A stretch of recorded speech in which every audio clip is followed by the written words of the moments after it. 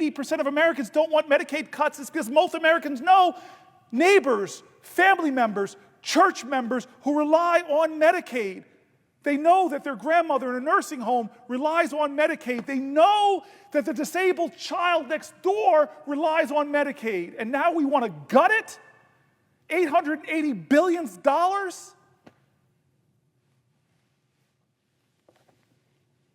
You're John McCain.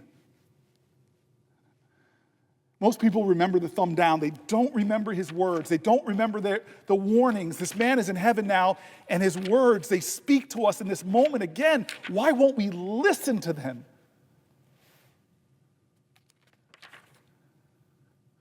Our deliberations today, not just our debates, but the exercise of our responsibilities, authorizing government policies, appropriating the funds to implement them, they can be sincere in principle, but they are more partisan, more tribal, more of the time than any I remember.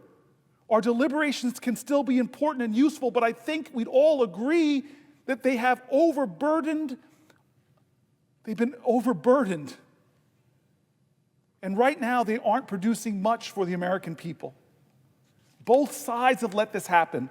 Let's leave the history of who shot first to the historians. I suspect they will find we all conspired in our decline, either by deliberate actions or by neglect. Listen to John McCain. Our system doesn't depend on our nobility. It accounts for our imperfections and gives an order to our individual strivings that has helped make ours the most powerful and prosperous society on earth. Listen to us. Let's trust each other. Let's return to regular order. We've been spinning our wheels on too many important issues because we keep trying to find a way to win without the help from the other side. That's an approach that's been employed by both sides. Mandating legislation from the top down without support from the other side. We're getting nothing done. All we've done this year is to confirm Neil Gorsuch. I voted for the motion to proceed to allow debate to continue and amendments to office. I will not vote for the bill as it stands today. I will not vote for the bill. We've tried doing this by coming up with a proposal behind closed doors in consultation with the administration, Donald Trump, then signing it on, then springing it on skeptical members, trying to convince them it's better than nothing. Asking us to swallow our doubts and force it past a unified opposition. I don't think that is going to work in the end, and it probably shouldn't. Well, this shouldn't work either. This shouldn't work either. This is wrong. This is wrong. I see the leader here. I'm sorry, sir. I should be conserving my energy. Would the gentleman yield for a question? Yes, I would yield for a question while retaining the floor. First, your impassioned remarks are so meaningful. I hope all of America is watching. And if some people are not up at this hour, watch it tomorrow. It's inspiring. And I would just ask my colleague a question. I was there. I spent 4 hours with John McCain before he voted. And we talked and talked and talked and went over the courage of his father and his grandfather in the Navy and the courage that he hoped to show as they did. And I'd ask my colleague this question, isn't it eerily reminiscent that after John McCain did his courageous act, that here we are, years later, almost a decade later, a few years less, and they're doing the same thing again, cutting people's health care to give tax breaks to the wealthiest people. And isn't it true that John McCain saw the suffering of people who wouldn't get health care and urged people to come together on a bipartisan solution? And wouldn't it be much better if our colleagues from across the aisle, they may not agree with us on everything, but instead of trying to jam another bill down our throats like they did back in 2017, came and worked with us for the betterment of the country, for the betterment of the 80% of the people who need health care, who will struggle without that health care? Some will be ill, some will die. So does it strike the gentleman that how could the people on the other side of the aisle try to do this again after John McCain made such a courageous stance It's not echoing. It doesn't seem to be echoing in their ears, is it? I'd ask my colleague to just answer that general line of questioning. So Collins, Murkowski, and McCain, I think it took a lot of courage. They were getting a lot of pressure from the White House. John McCain was viciously attacked afterwards. But his private conversations with members, and you, Senator Schumer, know at the last lap around his track of life, he didn't want to be remembered as someone doing something, to use John McCain kind of language, boneheaded, to hurt a lot of innocent, fragile people and leave them without a plan. When his own governor, Republican governor, I read Republican governors earlier, were saying, don't do this. I want to say something else to the senator in response to his question. I watched you that night, and I just loved something you did, and I've never said this to you. People over here tried to start applauding, and you stood up angrily and told them not to. Because what John showed was something bigger than partisanship. And he talks about it, one side trying to win, the other side trying to, it's more ego sometimes than it is ideals. And you stood up and said, no, this is not that moment. We're watching a man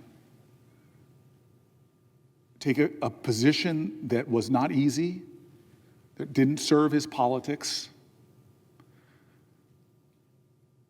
but served his spirit. I don't know if my staff has that envelope of the articles that I wanted specifically, because there's a story in there, and if I don't have it now, I'm going to read it later, about John McCain in the prison camps. But I wasn't here when we had this moment, but when I got here, weeks after this moment, Mr. Leader, all my colleagues on both sides of the aisle wanted to talk about it. It was a special conference in the old Senate chamber. I was not there, but the Democrats and Republicans, it actually changed our behavior in here. It didn't last, but I came here and people said, because of that, we're all going to partner up. And for State of the Union addresses, you have a Republican partner and a Democrat. We go as couples, basically. It was something about this man where the dignity that he had, that we all treasured, in a moment like that, that he began to elevate. I had my partner senator here say to me when I got here, you are not a full senator until you get ripped by John McCain's anger. And I'm well aware. Okay, and I never got ripped by him. After my meeting I mentioned earlier in his office, he started inviting me with him. My first Codell was with him and telling me, he told me all the time, Booker, there are two types of senators here. I don't mean that he was casting aspersions on others. There are people that represent their states, and there are statesmen.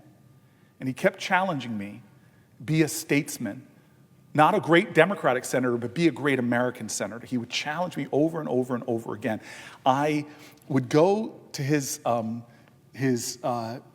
national security conferences out at his ranch. And one of my favorite moments as a senator, if I had top 10 favorite moments as a U.S. senator, this is one of them. The leader knows that I am a vegan.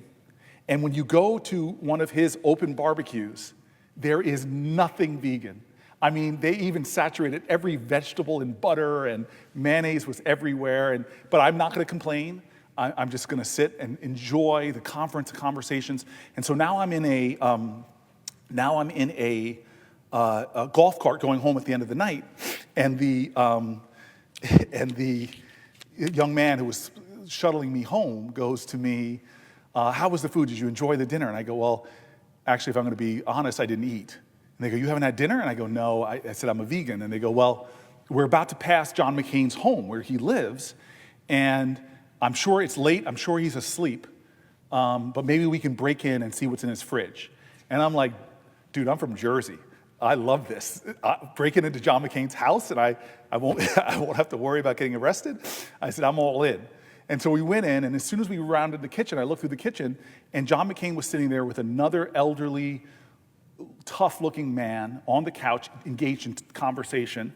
So I didn't get my joy of breaking into John McCain's house, but I walk in, And he is sitting there with the former secretary, if I remember correctly, of the Navy. And they're like, Booker, sit down, I haven't eaten. He goes, So I'm sitting there eating peanut butter and like celery or whatever. And these two men are talking about government inefficiency. And they say the place that we could be saving the most money, former secretary, if I remember correctly, of the Navy, and one of the great men on national security, they started detailing the waste in the military.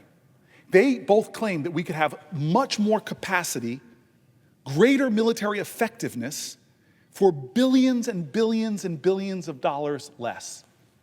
I'll never forget, again, this is me new to the Senate. I don't know foreign policy like I do 12 years later, or the military like I do 12 years later, but I was listening to these two experienced men complaining about the gross waste that was undermining our overall effectiveness and efficiency.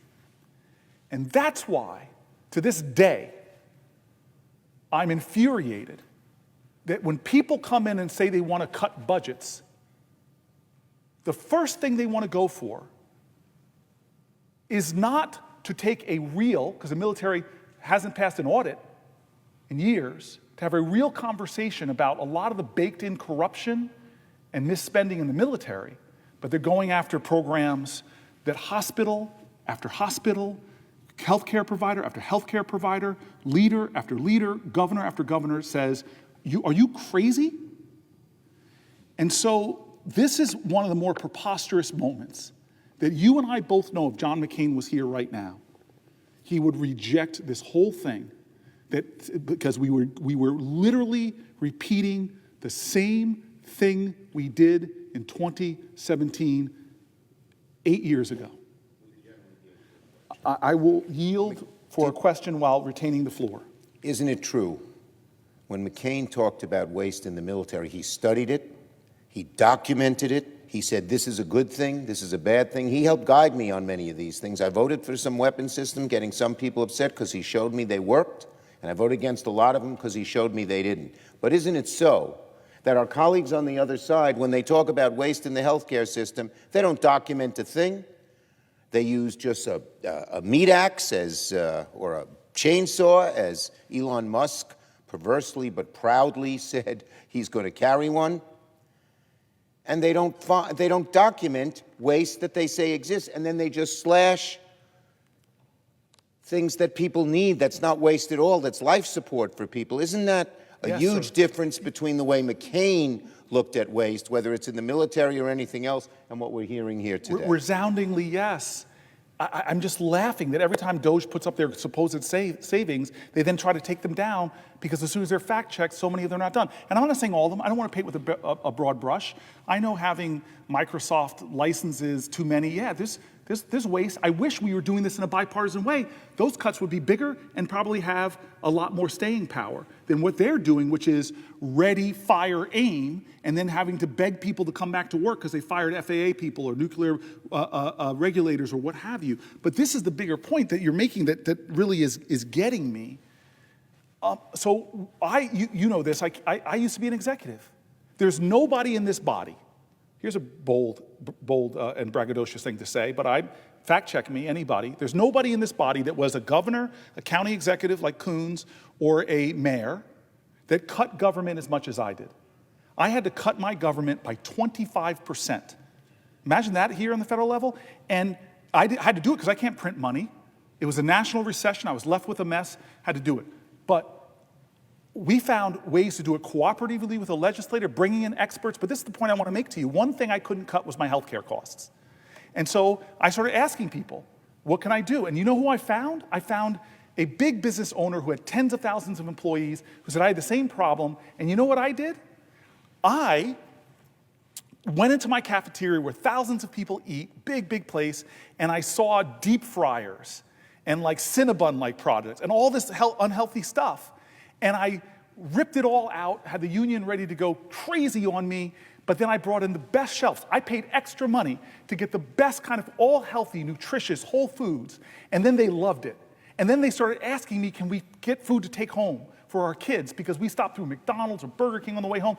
Long story short, he said, it began to bend their cost curve. What do we do in the United States of America? What is Donald Trump, I just read, all thing doing? He's cutting access to healthy lunch programs. They're threatening to cut SNAP programs. They're threatening to cut the things that would give our residents in America, not the cheap, hyper-processed, empty nutrition foods, but the stuff that is healthy for our kids. So there's so much hypocrisy based in this that even the private sector folks are saying, you are going to drive up costs for your country when you make people get their health care in emergency rooms. You're going to drive up costs for your country when you're going to force people to have to quit their jobs so they can come home and take care of their loved one with dementia. This will drive up costs ultimately for our country, put more hardship on people, all while giving the most wealthy people who don't need it bigger tax cuts. It makes no sense, and that is the spirit of why John McCain voted against this effort in 2017. I thank the gentleman. It's a hope, maybe forlorn, that maybe one of John McCain's words will influence a few folks over there before we proceed disastrously. I wish the gentleman strength and yield the floor to him. I appreciate you allowing me to yield to you to answer a question while retaining the floor. I'm going to continue with a little bit more here before we change topics for the night. I want to point out how grateful I am for my friend Chris Murphy. The last time I stood on this floor for many hours was just in support, doing like my colleague is doing for me right now. After the Pulse shooting, we wanted a vote on common sense gun safety. Bipartisan supported common sense gun safety. We didn't get it. Chris Murphy, right down there, held the floor for 15 hours. And I paced around, walked the floor, helped to support things, stayed up with him all night. And it is profound to me that when I told my brother that I wanted to cause some good trouble, that I was going to rise, that he said, I'm in. And so there he is helping me out, especially as we approach 11 o'clock at night. And the fourth hour, I'm just grateful for him. I'm grateful for him. I want to go now to cuts that are being made to local and state health department funding. And again, Republican and Democratic governors, we have letters from people on both sides of the aisle who are saying that this is just wrong. And it makes no sense, but here we go.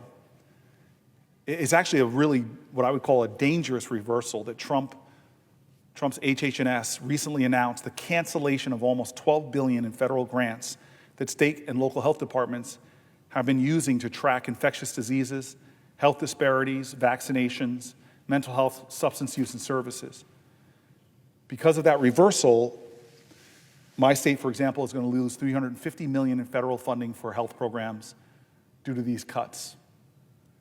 My governor, Phil Murphy, said that these cuts would create an unfillable void in funding that will have disastrous ramifications for our most vulnerable neighbors. Last week, we learned that HH&S planned to cut an additional 10,000 jobs. In total, since January, HH&S has cut 20,000 of its employees. That's over a quarter of its workforce.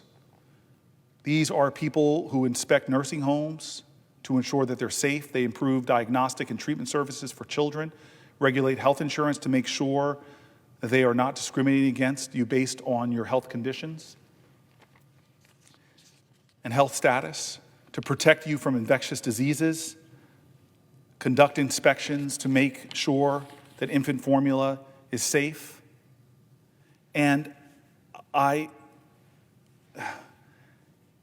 want to tell you that Secretary Kennedy has committed to bringing radical transparency to the HH&S. I would love radical transparency.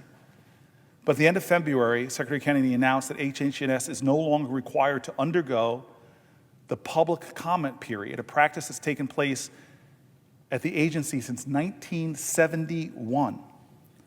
Another critical resource of health information for the American public is the CDC's Morbidity and Mortality Weekly Report. That has been published since 1952 and is often called the voice of the CDC.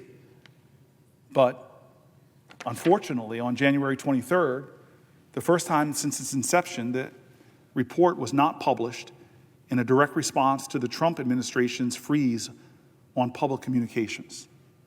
In addition to pausing the critical publication, it also reported that the Pregnancy Risk Assessment Monitoring System had halted operation.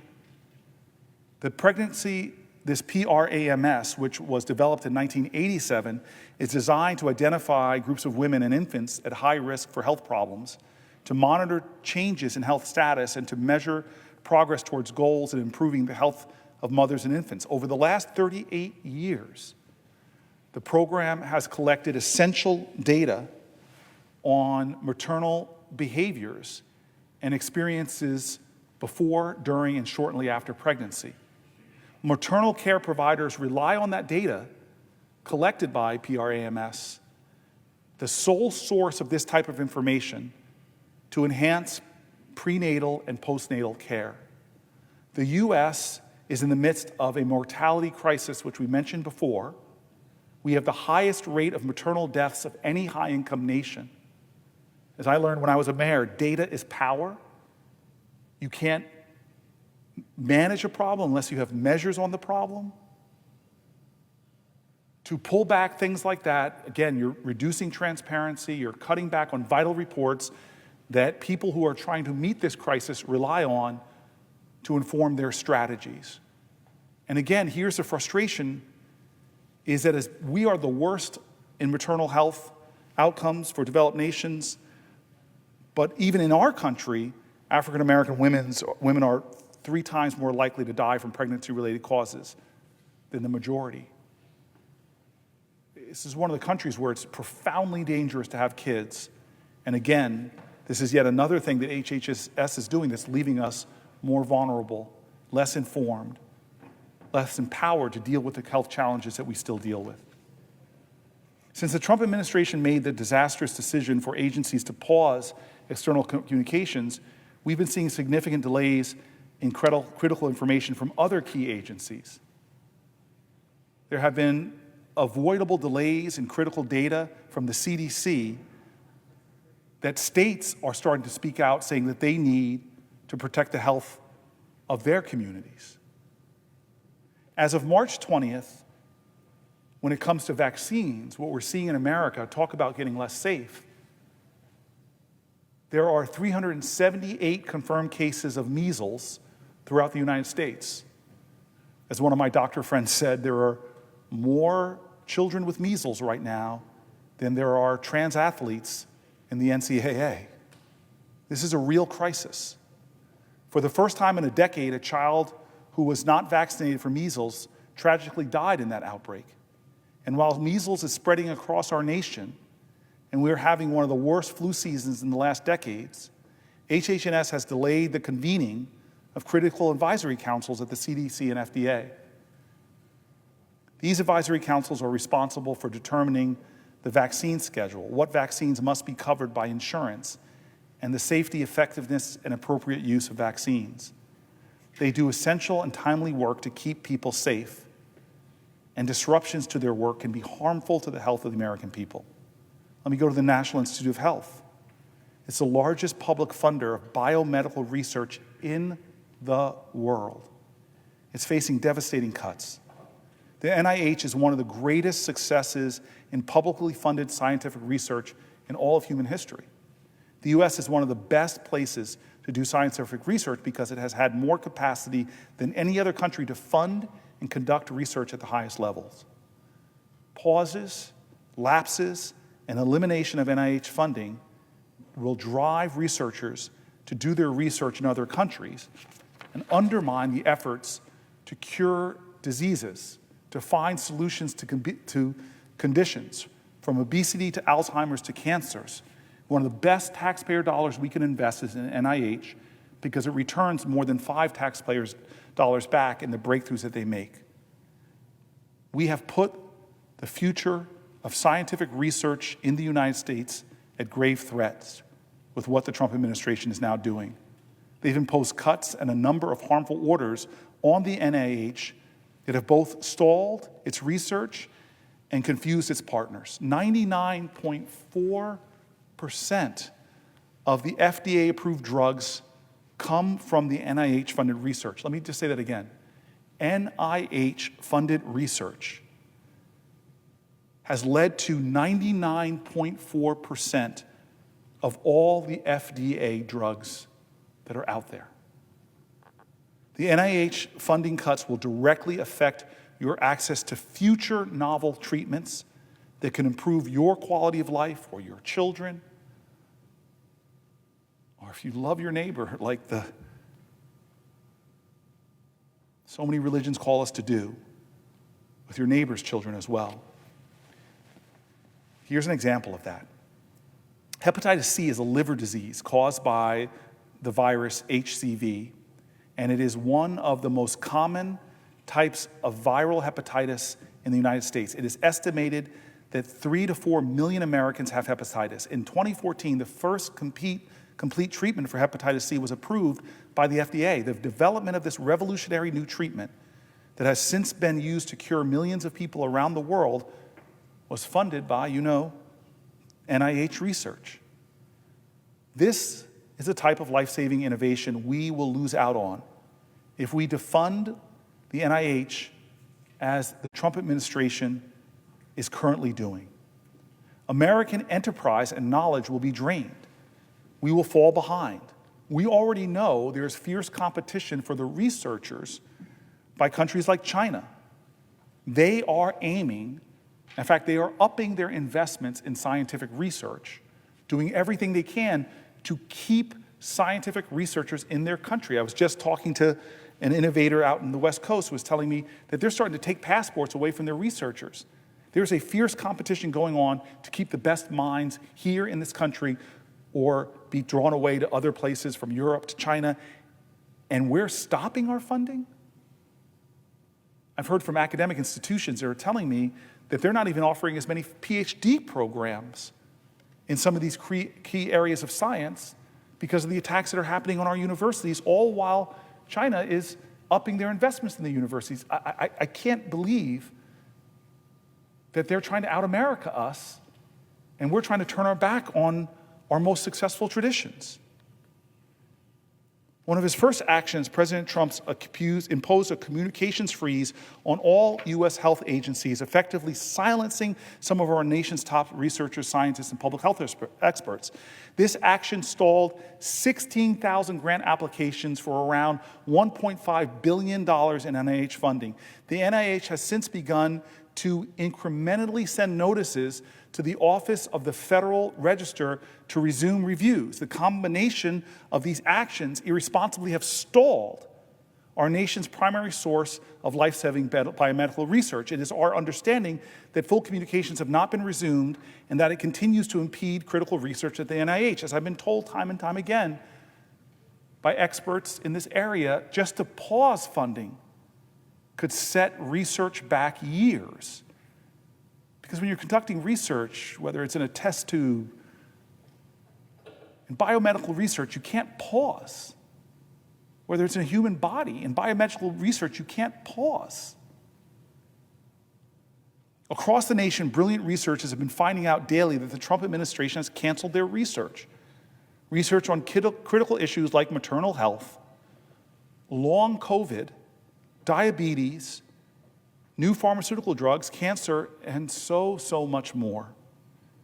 The NIH has decided to cancel its 2025 summer internship program. On average, 1,100 interns participate in this program each year, helping develop the next generation of scientists and researchers. A small number of summer interns had already been accepted their offer to join the NIH in 2025. The decision follows the Trump administration's federal hiring freeze. Again, in my faith, there's a saying, train a child in the way he shall go, and he will not depart from it. These are our young people. These are the future scientists now aren't getting the experience of the lifetime. I've met people in this institution who first came here as college summer interns.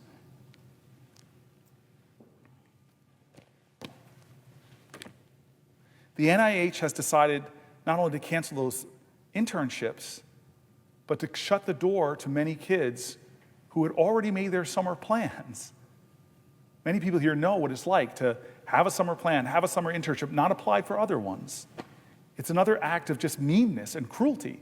Let this class come in and then say, okay, I'm going to cut the program next year, but the way they're doing things is mean and cruel and having an impact on people's lives. Congressionally directed medical research programs. I've worked across the aisle with my colleagues. I have friends in here that have worked with me on specific diseases in a bipartisan way. I'm so proud of some of that work. Well, we've long appropriated about $1.5 billion a year in federal funds for medical research, nearly half of which typically goes to cancer. It's something that we have found common ground on in my 12 years here in significant stretches. The medical research program was created and sustained by Congress, competitively awards funds to hundreds of projects each year at both the Defense Department labs and outside research institutions, including at many American universities, to study everything again from cancer to battlefield wounds to suicide prevention. In 2024, $130 million was specifically appropriated in a bipartisan way in this body, incredibly good senators of good conscience coming together and saying we should do more in these areas. They approved $130 million for research in breast, kidney, lung, melanoma, ovarian, pancreatic, prostate, and a handful of very rare cancers. Why?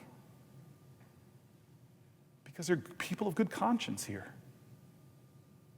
We meet folks who come to this, they're not lobbyists, they come and they tell us about their stories of rare cancers.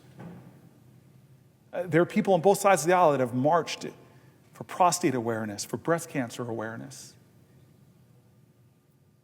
There's a goodness and decency here, but in 2024, this funding, it's a bill that passed in March. It was now slashed by 57%. And I told you earlier that data, one of the best taxpayer dollars we can spend is in medical research. We've all heard this in this body when the NIH has come thrown and shown a dollar invested could get more than $5 back. Any Wall Street executive that would get 5 times their money back from an investment, who is this helping? And do we think about the people? I thank God I don't have many family members that are going about your day, go to the doctor, come back with a cancer. I know lots of people, though. I know their stories. When they're diagnosed with a cancer and they're told there's no cure,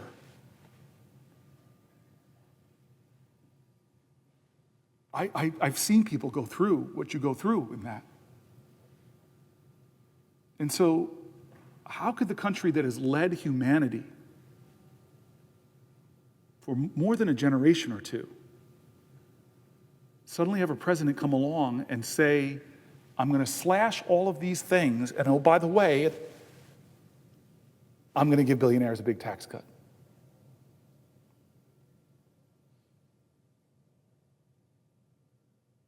So what do we say when these folks come to our office? Some of the people with rare diseases came to my office a couple weeks ago. And the amount of their funding is so small.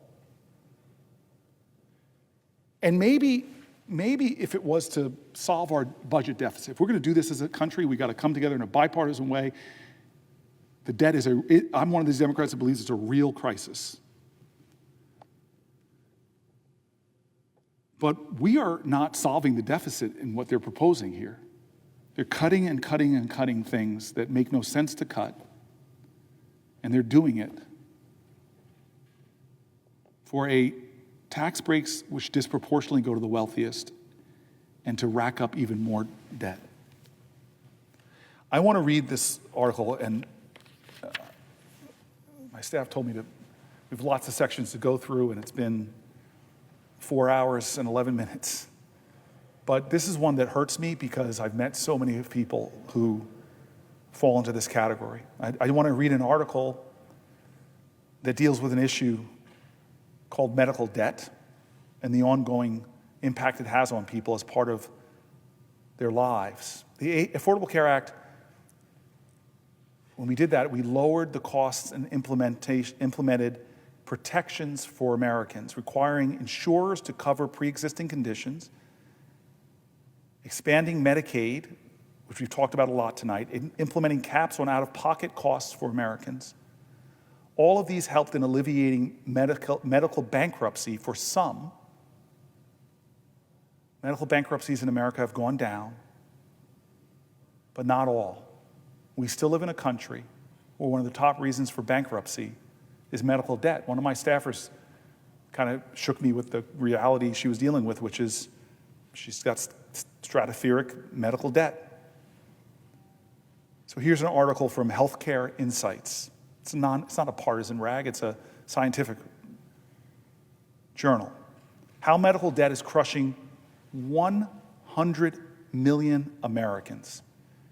It's from October of last year. This author, I just want to give a little more understanding of what kind of article this is. It's John August. He is the Scheinman Institute's Director of Healthcare. George Curley is one of 52 million people, or 1/3 of Americans in the workforce, who earn $15 an hour or less.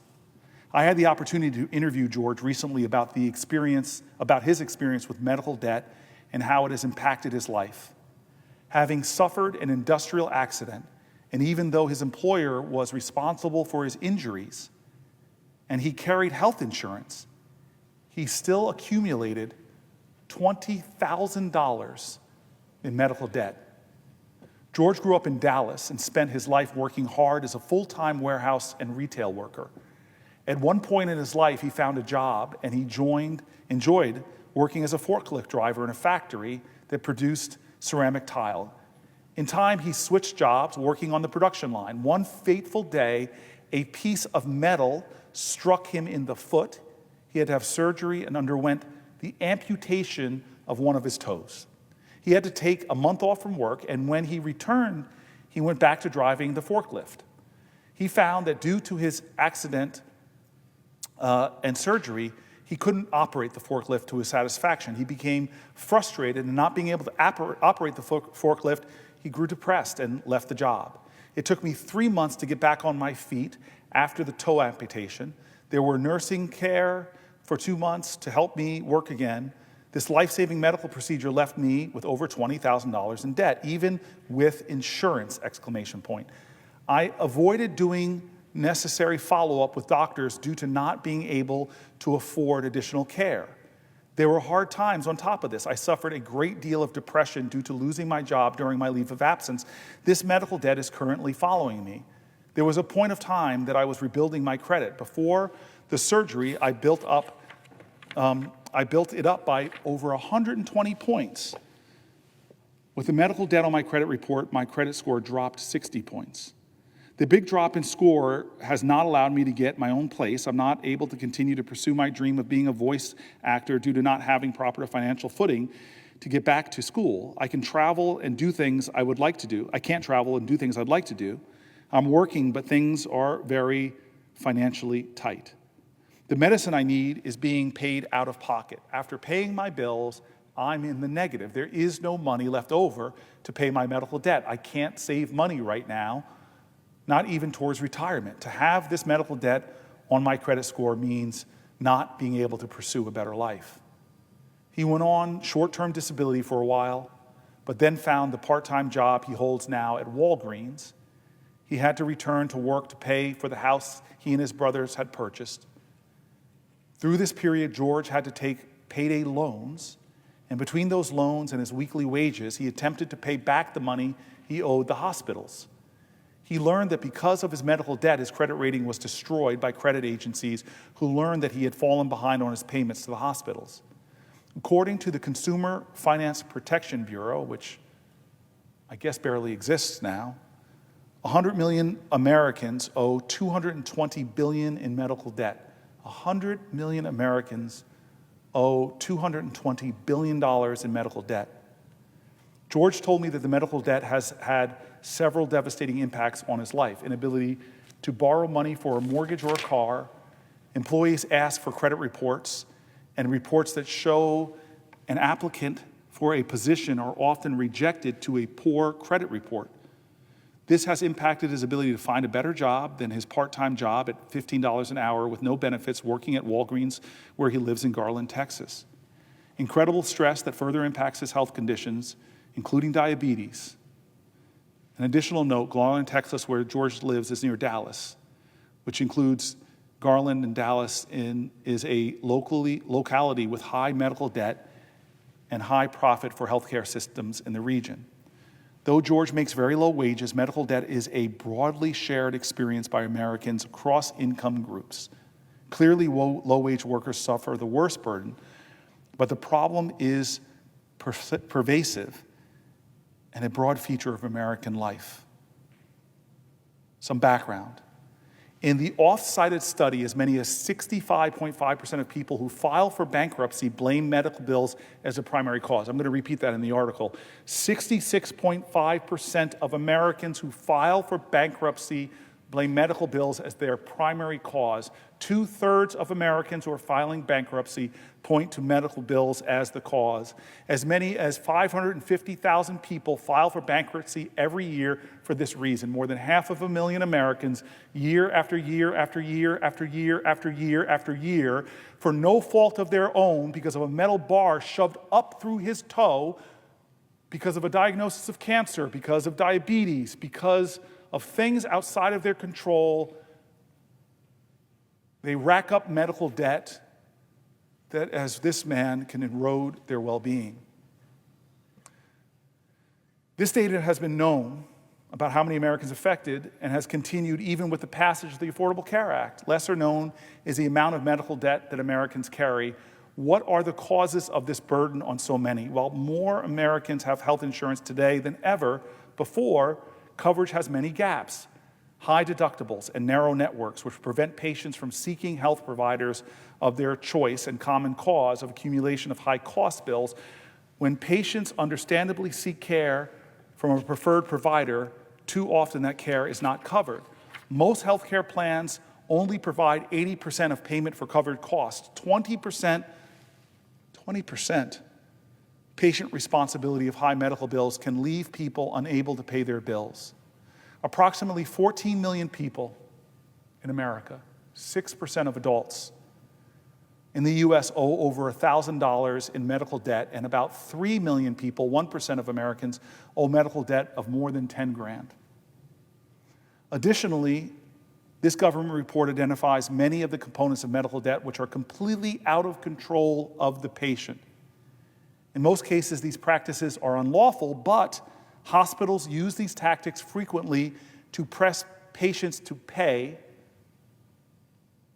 including double billing.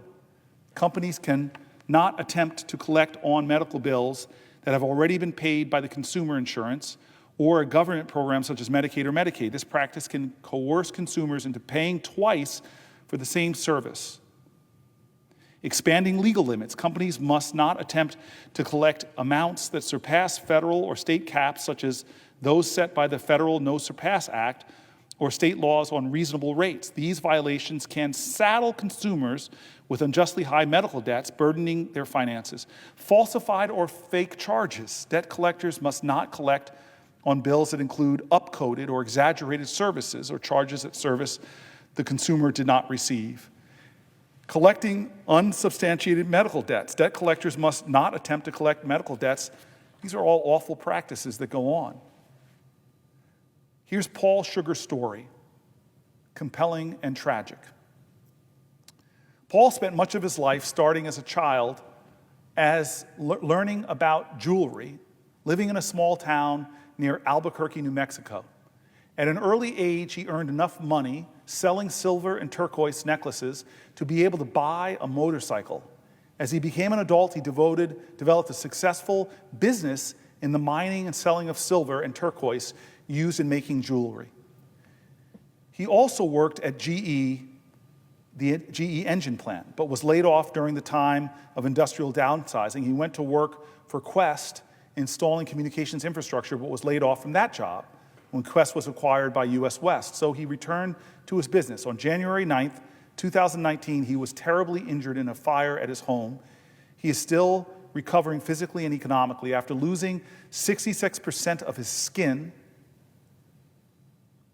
and getting care at a specialty trauma unit in another part of the country. He ended up owing over $82,000 in medical bills. The medical debt on his credit report means he has not been able to get loans to expand his business and earn more after the fire. His medical bills totaled $550,000. Insurance covered most of it, but it was still more than he could pay. He made payment plans with all of his various bills, but when his credit card number changed, some of the automatic payments he had arranged for did not go through, and the bills ended up in collection before he even knew he was behind. Prior to the fire, he always had stellar credit rating, but since this medical debt, it has gone down. It's in his business, it's important to be able to take out short-term loans to supply the company, but now he can't do that at reasonable terms and rates. He spent his retirement savings account trying to pay back all of his medical bills, his retirement savings, but it wasn't enough. Now he worries about his future. How will he retire? Will he have enough for his daughter's college education?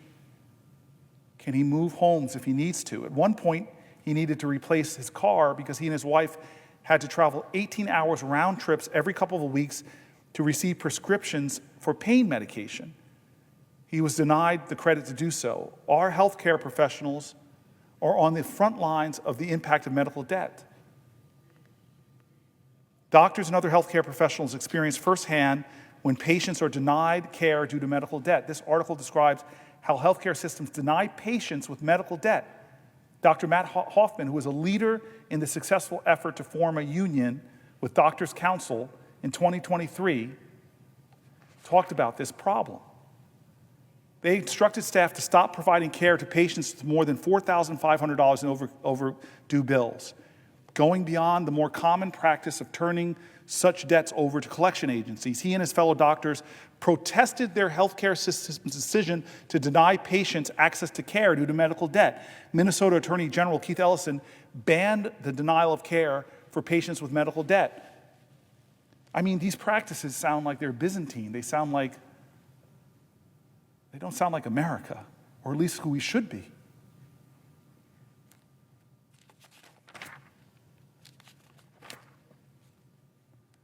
There's a lot of New Jerseyans who are dealing with medical debt. There are a lot of New Jerseyans that are being impacted by these programs that the president has already rolled back. I'm standing today because of this crisis in our country, and one of the strategies that Donald Trump and his team have talked about is to flood the zone, flood the zone, flood the zone. And so sometimes press doesn't even cover the cutting of some of these programs, some of these benefits that help people who are struggling with medical debt or are struggling making ends meet, help them access health care. It's a level of distraction and cruelty. And again, why? Why are they cutting this? They're saying they're trying to make government more efficient or more effective. Well, it's not effective for these folks.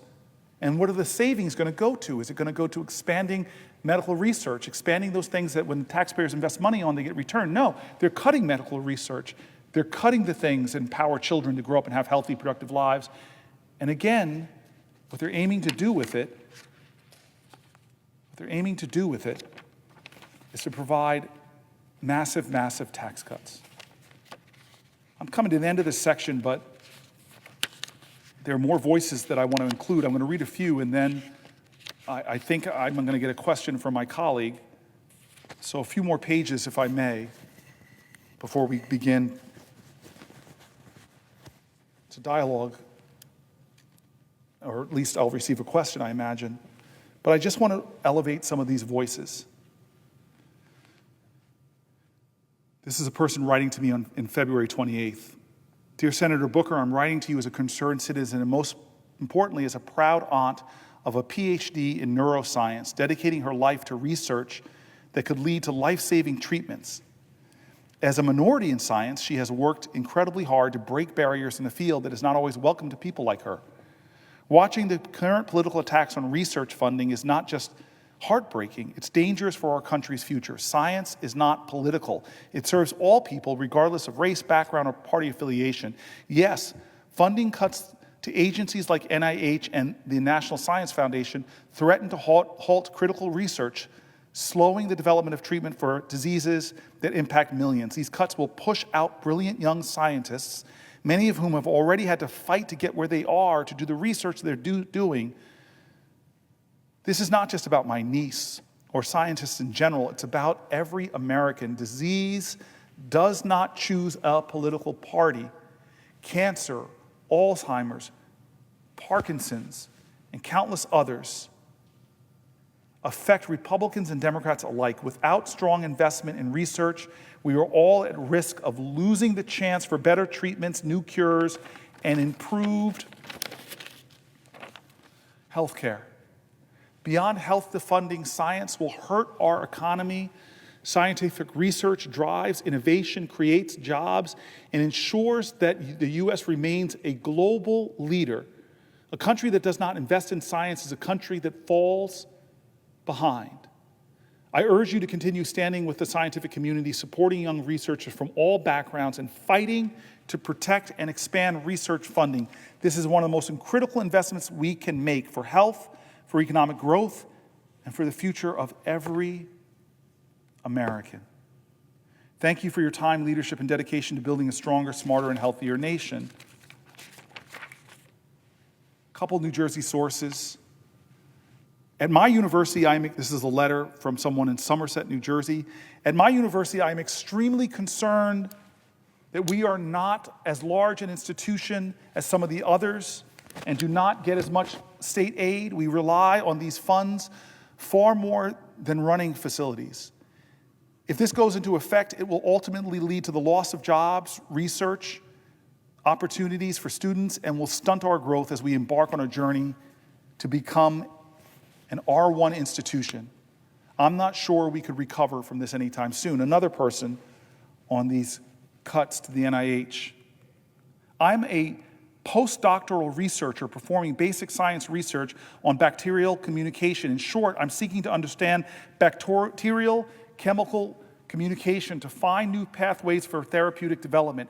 Antibiotic research resistance is already killing thousands of Americans each year. We need new treatments provided by indirect costs to find these cures. Indirect costs actually directly funded my day-to-day work, providing funds for building maintenance staff, university-shared resources such as electron microscopes, and common laboratory supplies such as liquid nitrogen. Without any of these resources, my job and those of others researchers seeking new cures would be impossible.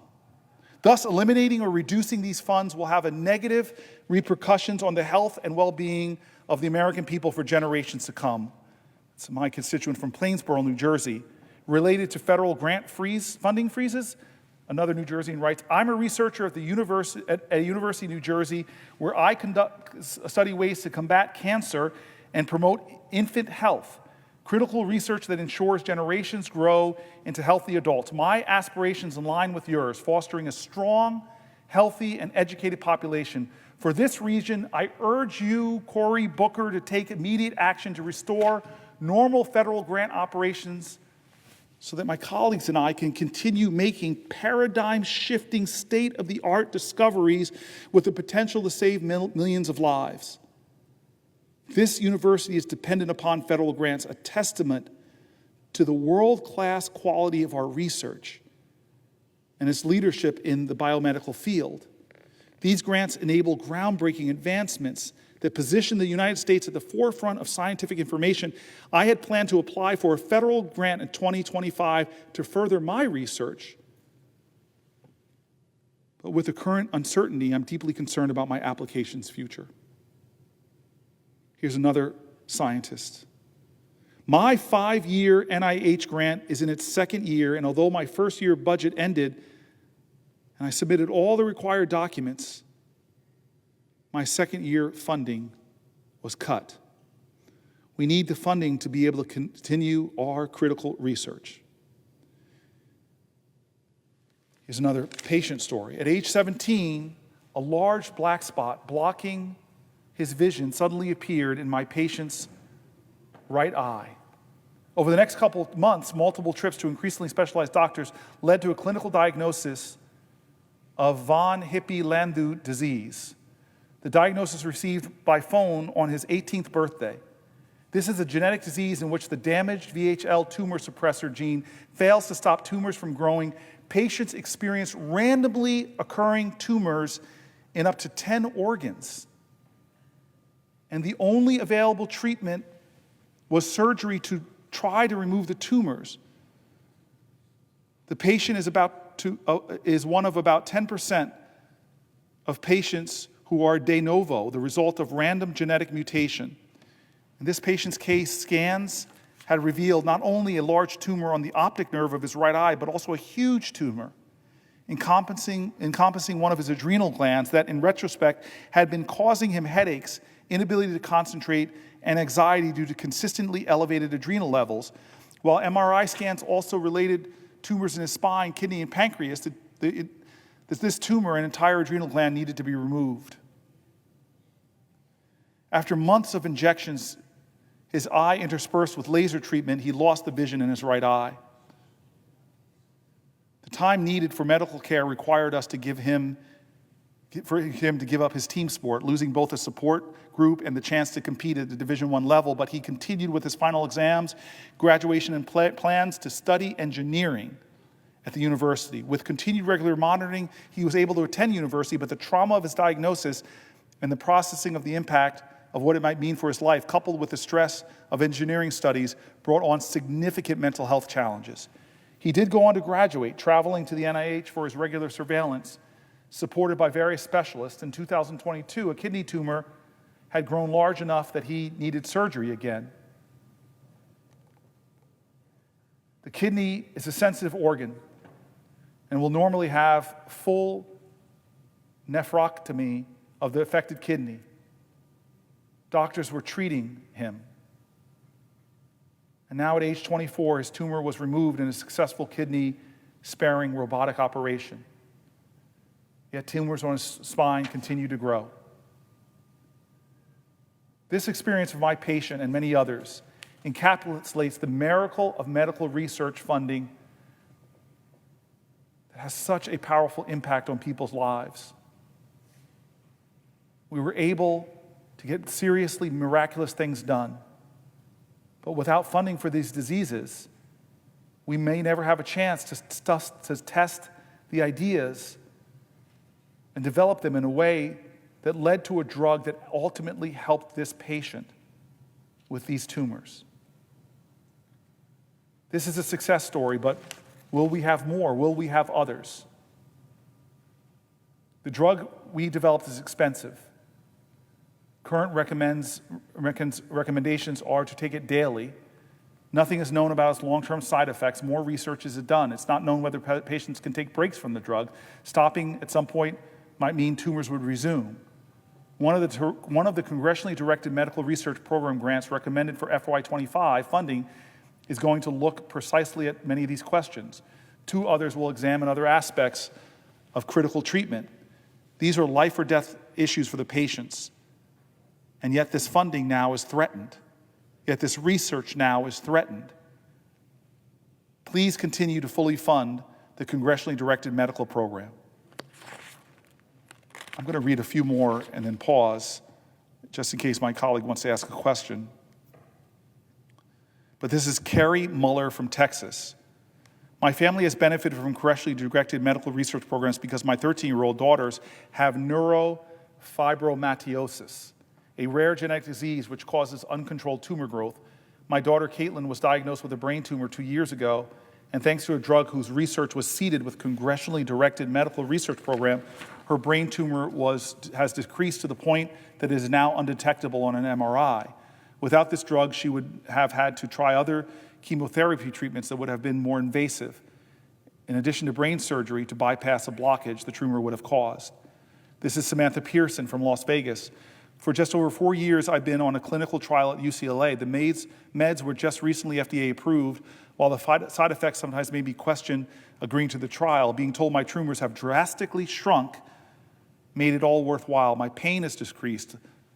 My plexiform neurofibroma is 90% smaller, and I am so happy that I get to be a part of this clinical trial made possibly by NFRP because of my participation in the drug trial. There is story after story here of people, Camille Olenberg, Jan Domowski, Lola Neudecker, Professor Alexander Robachevsky, Kyle Retz, Carissa Heberkamp from Illinois, Samuel Curtin, Dr. Stephanie Bucks-Hoveden, Katharina Hopp, Jared Tare, Dr. Terry Watnick, Scott Howe, Marine Corps retired, Van Stewart, United States Navy, Reed Novotny, Colonel, Maryland Air National Guard, Alex and Leslie, Chip and Kristen, Greg and Molly from Denver, William Tuttle, United States Navy. After my son's birth and diagnosis, I was diagnosed with tuberculosis sclerosis complex at the age of 43, just 3 months after I retired from the 23-year naval career. The complexity of this disease means that it remains to be seen whether my young son will be able to live the typical life that I have been fortunate to live. Because of research conducted through the TSCRP, my son has effective treatment options available to him that were not even just a decade ago. But there's still so much to learn. Again, another person benefiting from our research, benefiting from the funding that's now being threatened and cut. Beth Theinland from Nevada, Shelley Mitzner, Reed Hoffman, David Brooks Carpenter, military family, Major David Long, United States Air Force, Deborah Moritz, Fran Heiler. I just want to say that the Declaration of Independence clearly states, we hold these truths to be self-evident, that all men are created equal, that they are endowed by their Creator with certain unalienable rights, that among these are life, liberty, and the pursuit of happiness. How can you have life, liberty, and the pursuit of happiness without health? Health is at the core of life. Health is at the core of true liberty.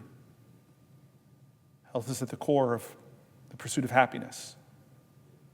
The right to health is fundamental for overall well-being and for the realization of other human rights. In his annual State of the Union address to Congress on January 6, 1941, President Franklin Delano Roosevelt underscored the importance and shared commitment to 4 freedoms. Many of you know them. The first freedom is freedom of speech and expression. The second is the freedom of every person to worship their own way. The third is the freedom from want, which means every person deserves peace and health, among other things, he said. The fourth freedom is a freedom from fear, which in our country of great wealth, no one should fear their health care going away. We have known from our country's beginnings and throughout that we must do all we can to provide for our people, and we have tried to do that over the years, from Social Security Act of '65, which created Medicaid and Medicare, the Health Insurance Portability and Accountability Act of 1996, HIPAA, to the Patient Protection and Affordable Care Act of 2010, the ACA. We should be adding to these protections and benefits, trying to get more people health coverage. We should be caring for each other. We should be loving each other. We should be fighting for the justice of each other. We should be hearing the cries of parents worried for their children. We should be hearing the agony of a partner whose spouse has Alzheimer's. We should be standing up for these folks.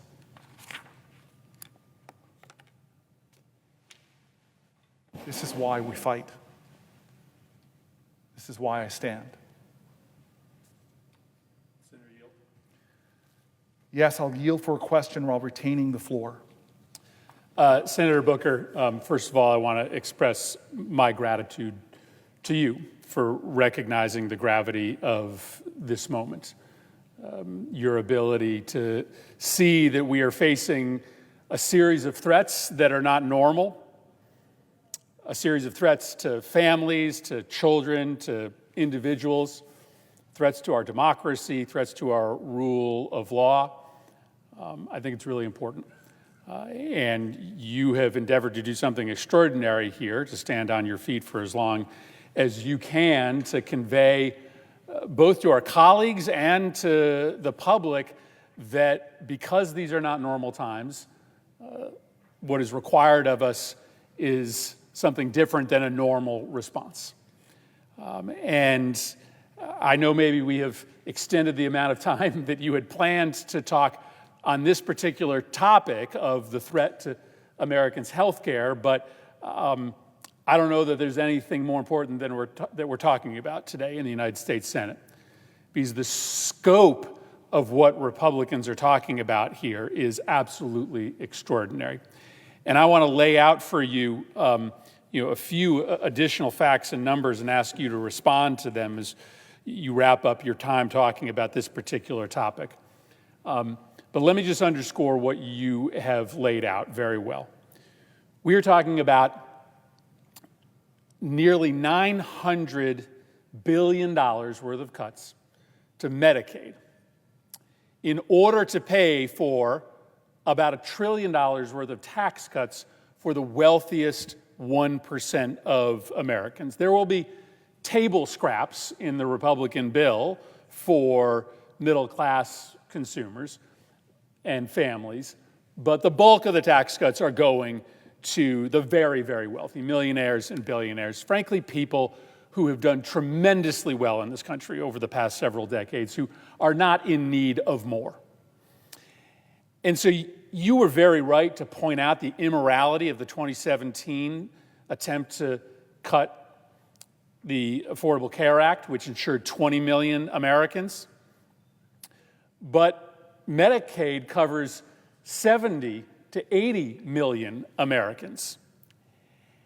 And the new wrinkle is that this proposal doesn't just cut health care for tens of millions of Americans. Estimates are that it could be 30 million Americans that lose health care under the Republican proposal. No, this is even more difficult to swallow for the American public than the 2017 attempt to cut and eliminate the Affordable Care Act, because this measure is a direct transfer of money from the poor and the middle class, the people who are on Medicaid, to the very, very wealthy. Frankly, it could turn out to be the biggest transfer of wealth in the history of the country from the poor and the middle class to the wealthy. Which is why I think you are taking this extraordinary step to make sure that our colleagues and the American people know the gravity of this moment. A lot of Republicans all across the country are not doing town halls any longer. They are not meeting in person with their constituents. And so there's a lot of Americans that are going to be in the dark, that have a lot of questions about what's happening here, about why it is necessary to cut a program like Medicaid that insures 24% of Americans to the bone in order to finance a tax cut for the very, very wealthy.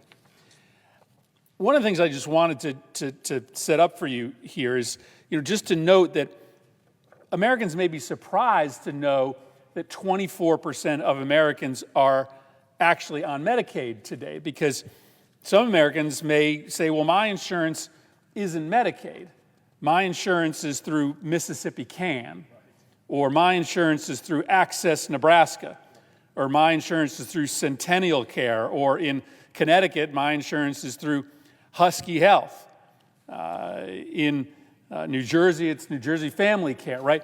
So Medicaid normally isn't called Medicaid. It's called something different in every state. And so it's important for you to understand that so many of your neighbors are on Medicaid, even though it may not be called Medicaid in your state. That's how we get to 24% of American families on this particular program. And the Joint Economic Committee, which is a committee of Congress, did a study, issued a report talking about how many people would lose their health care insurance on a state-by-state basis if this $880 billion cut to Medicaid went through. And I won't go through the whole list, Senator Booker, but I just pulled out some states that are represented by our Republican colleagues. In Alabama, 20% of Alabamans are on their Medicaid program. And in total, 330,000 people in one state, Alabama, would lose their health care if this cut went through. In Arkansas, 25% of families are on the Arkansas Medicaid program. 250,000 people would lose their health insurance. In Florida, 17% of the state is on Medicaid. 1.3 million Floridians could lose their health care because of these Medicaid cuts. We can just go on and on. 20% of Iowans are on the Medicaid program, 20% of Indiana residents, 25% of Kentucky residents, 30% of Louisianans are on their state's Medicaid program. 500,000 residents of Louisiana could lose their health care. Some of that would happen in a sort of slow-moving catastrophe, but as you pointed out, Senator Booker, a lot of that would happen immediately because many of the states that have taken advantage of the Affordable Care Act Medicaid expansion have a built-in clause to their state's law that says the minute the reimbursement rate declines, even if it declines by only a few percentage points, the entirety of the Medicaid expansion program is eliminated. So overnight, you will have millions of people who will lose their health care insurance. But as you have rightly pointed out, that's just the beginning of the disaster. Because there are hundreds of rural hospitals in this country that are right now living on the brink of disaster. If Medicaid reimbursements drop just by 5 or 10%, those rural hospitals are out of business. Same can be said of thousands of drug treatment centers in this country, addiction treatment centers. And so you're ultimately talking about hundreds, if not thousands, of hospitals and health centers closing, millions of Americans losing their health care insurance. And for what? And for what?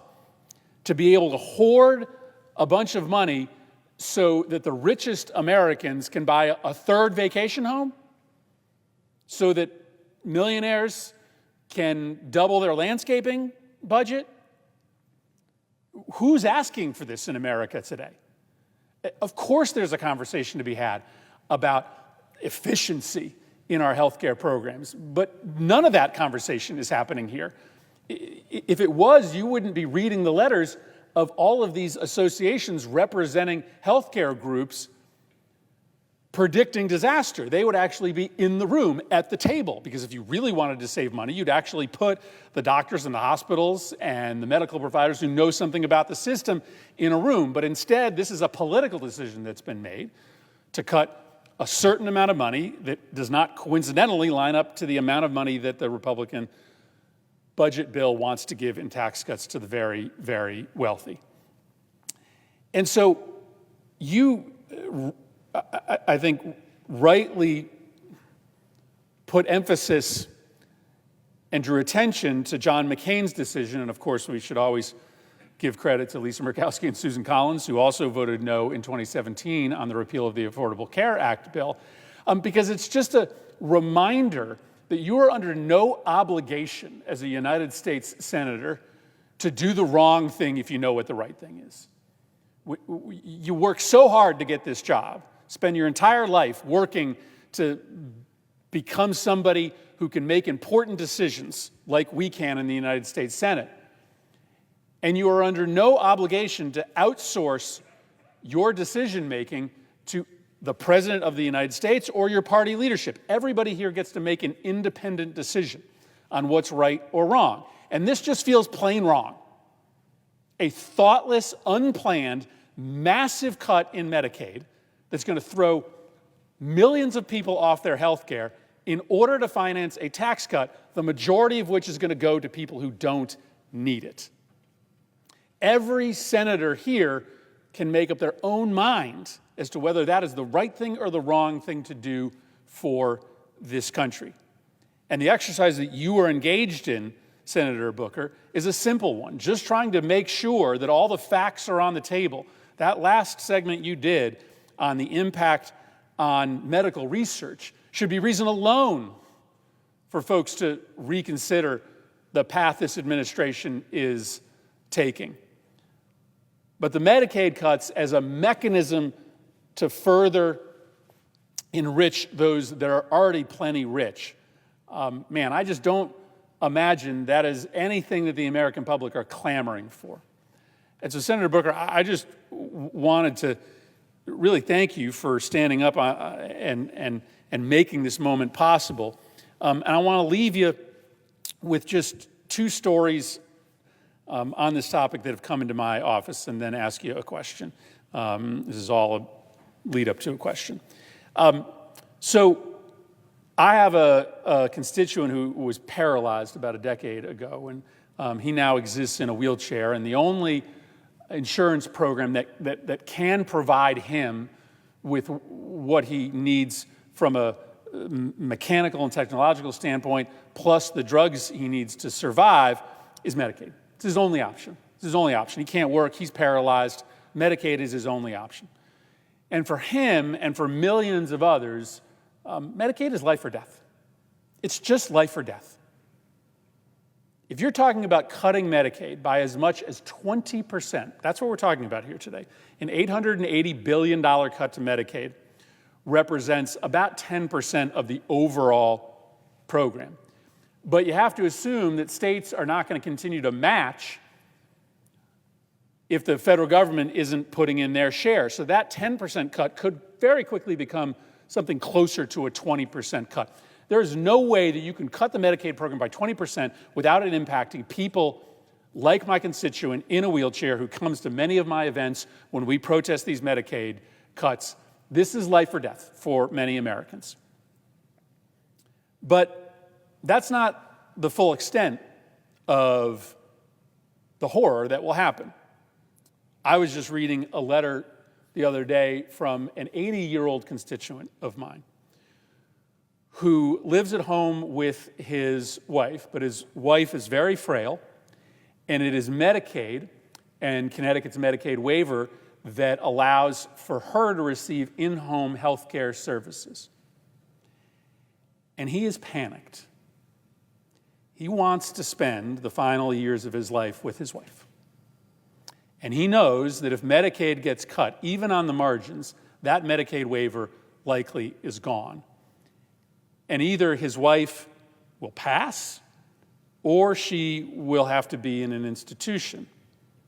Query whether that institution will be able to even give her a place, because 2/3 of nursing home beds in this country are paid for by Medicaid.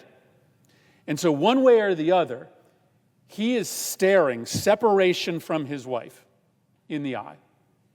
She either doesn't make it without the Medicaid reimbursement that gives her the services at home, or she is forced to go to an institution and they live separately for their final days. This is the reality facing people who rely on Medicaid, whether you are disabled or elderly. This is the reality that will be imposed on millions of Americans in order to finance a tax cut for the wealthy. The scope of this is just enormous, Senator Booker. And so I guess this is the question I wanted to ask you. You and I have been in government for a long time. We've served in a variety of different capacities. I don't think this country is really ready for the scope of the healthcare cataclysm that could come with a $1 trillion cut to the health insurance program that is responsible for the care of 1/4 of Americans, 2/3 of nursing home beds, and the budgets of literally tens of thousands of vital healthcare institutions in this country. And so nobody is better than you at conveying the moral consequences of the decisions we make here. Just share with us for a minute as you sort of wrap up a conversation on this topic of the health care priorities of the Trump administration and the Republican Congress, what America may look like in a world where we have decided to gut the program, the health insurance program of last resort for the most vulnerable Americans, and the health insurance program that insures 24% of Americans, 2/3 of which are working for a living. Just give us a little bit of a sense of the enormity of the consequence that this ultimately would bring to this country? So first of all, thank you for the question, but I just want to reiterate the friendship I have with Chris Murphy and his willingness to spend the night with me here on the floor as we go hour after hour after hour. And I just want to say this again, and I'm going to say it a few times in this long speech that will go on for as long as I'm physically able.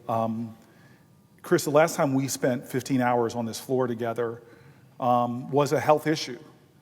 It was yet another stunning mass shooting, this time at the Pulse nightclub. And you and I talked a lot before we got on this floor. And I think the agony that you and I were feeling was, how can this be the strongest nation on the world who organized government? If you read our founding documents, if you read our founding fathers, one of the first things they organize this government for, it's good to carry around the Constitution. It is so important to understand what the preamble to the Constitution says we are about. We, the people of the United States, in order to form a more perfect union, establish justice, ensure domestic tranquility, provide for the common defense, promote the general welfare, and secure the blessings of liberty to ourselves and our prosperity. Do ordain and establish the Constitution of the United States, which each one of us in this body went down there and swore an oath to uphold. Those are the first words of this, Chris. And God, I remember your agony. Folks, I want you to know, when I came to this body, my staff was talking about the maiden speech. Please don't go look back and look at my maiden speech. It was not great. But the maiden speech my staff wanted me to watch was yours. And it was gut-wrenching about Newtown. Gut-wrenching that the strongest nation on the planet Earth should now be this nation where we tell our children in this implicit lesson, not explicit, but implicit lesson, we are going to teach you how to hide. We're going to run active shooter drills because we can't protect you. And my mom lives in Vegas, and that Vegas shooting at a synagogue in Pittsburgh. And so here we were in yet another of these maddening realities in our country, that the leading cause of death for our children is shooting. And in our conversations leading up to it, I still remember you and I saying, we need to come to this floor. And you said, I'm going to stand and do something different. And we, again, just like tonight, we had no end to that. We were 9 years younger, my friend. And we said we were going to stand down here and try to get this body to do something different, to try to get this body to recognize the gravity of what was going on in the strongest nation on the earth that was having child after child after child, American after American, dying to gun violence. And the response we were getting from this body, the world's most deliberative body, was nothing's going to change. We can't do anything. I mean, I'm going to give you respect. Years later, you were part of the first gun legislation to pass out of this body in 30-something years. And now, I just found out that the community violence intervention money that you allowed me to fight so hard to get into that bill is being clawed back by Donald Trump. Our bipartisan bill, our bipartisan approved finances, money, and I think a taking away of our power in this body from the bill that you were one of the main architects of, with Republican colleagues, God bless them, people like Cornyn and others. And so I just want to take people back to what the insider conversations, and you were generous. I want to remind you, just teasingly on the floor, you never asked me if you could publish my text messages, but you put them in your book. It's a great book. I actually learned, I read lots of my colleagues' book. I learned a lot of data about gun violence from your book. And we were talking about this belief that these words, this belief in our country that these words, why this government was formed, is so important. America, this is who we are, these imperfect geniuses. We formed this, we the people, in order to form a more perfect union, establish justice, ensure domestic tranquility, provide for the common defense, promote the general welfare, and secure the blessings of liberty.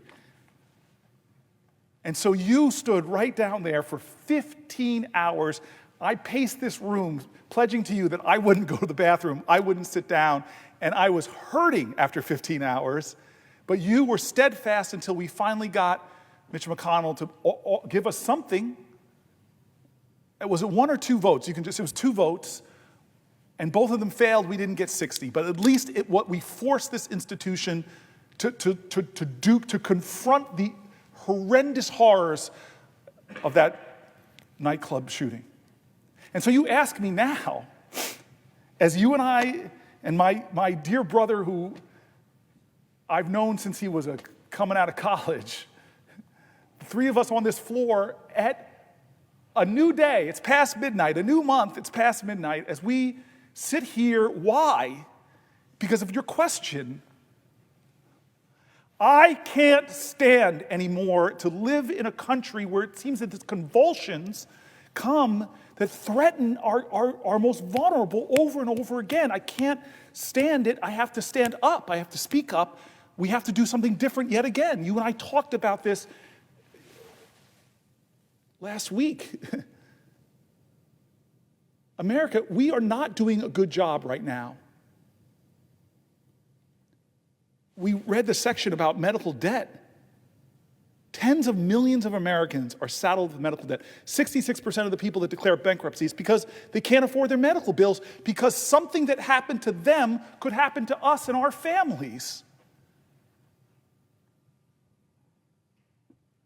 My mother, my brother, and I have a lot of challenges, a lot of problems, but we weren't saddled with a rare disease. We didn't have tumors springing up all over our bodies. I don't know what that would have done to my family. The gentleman yield? Yes. There is so much similarity between the debate that you are forcing this Senate to have tonight and the debate that we were having back in 2016 on this epidemic of gun violence.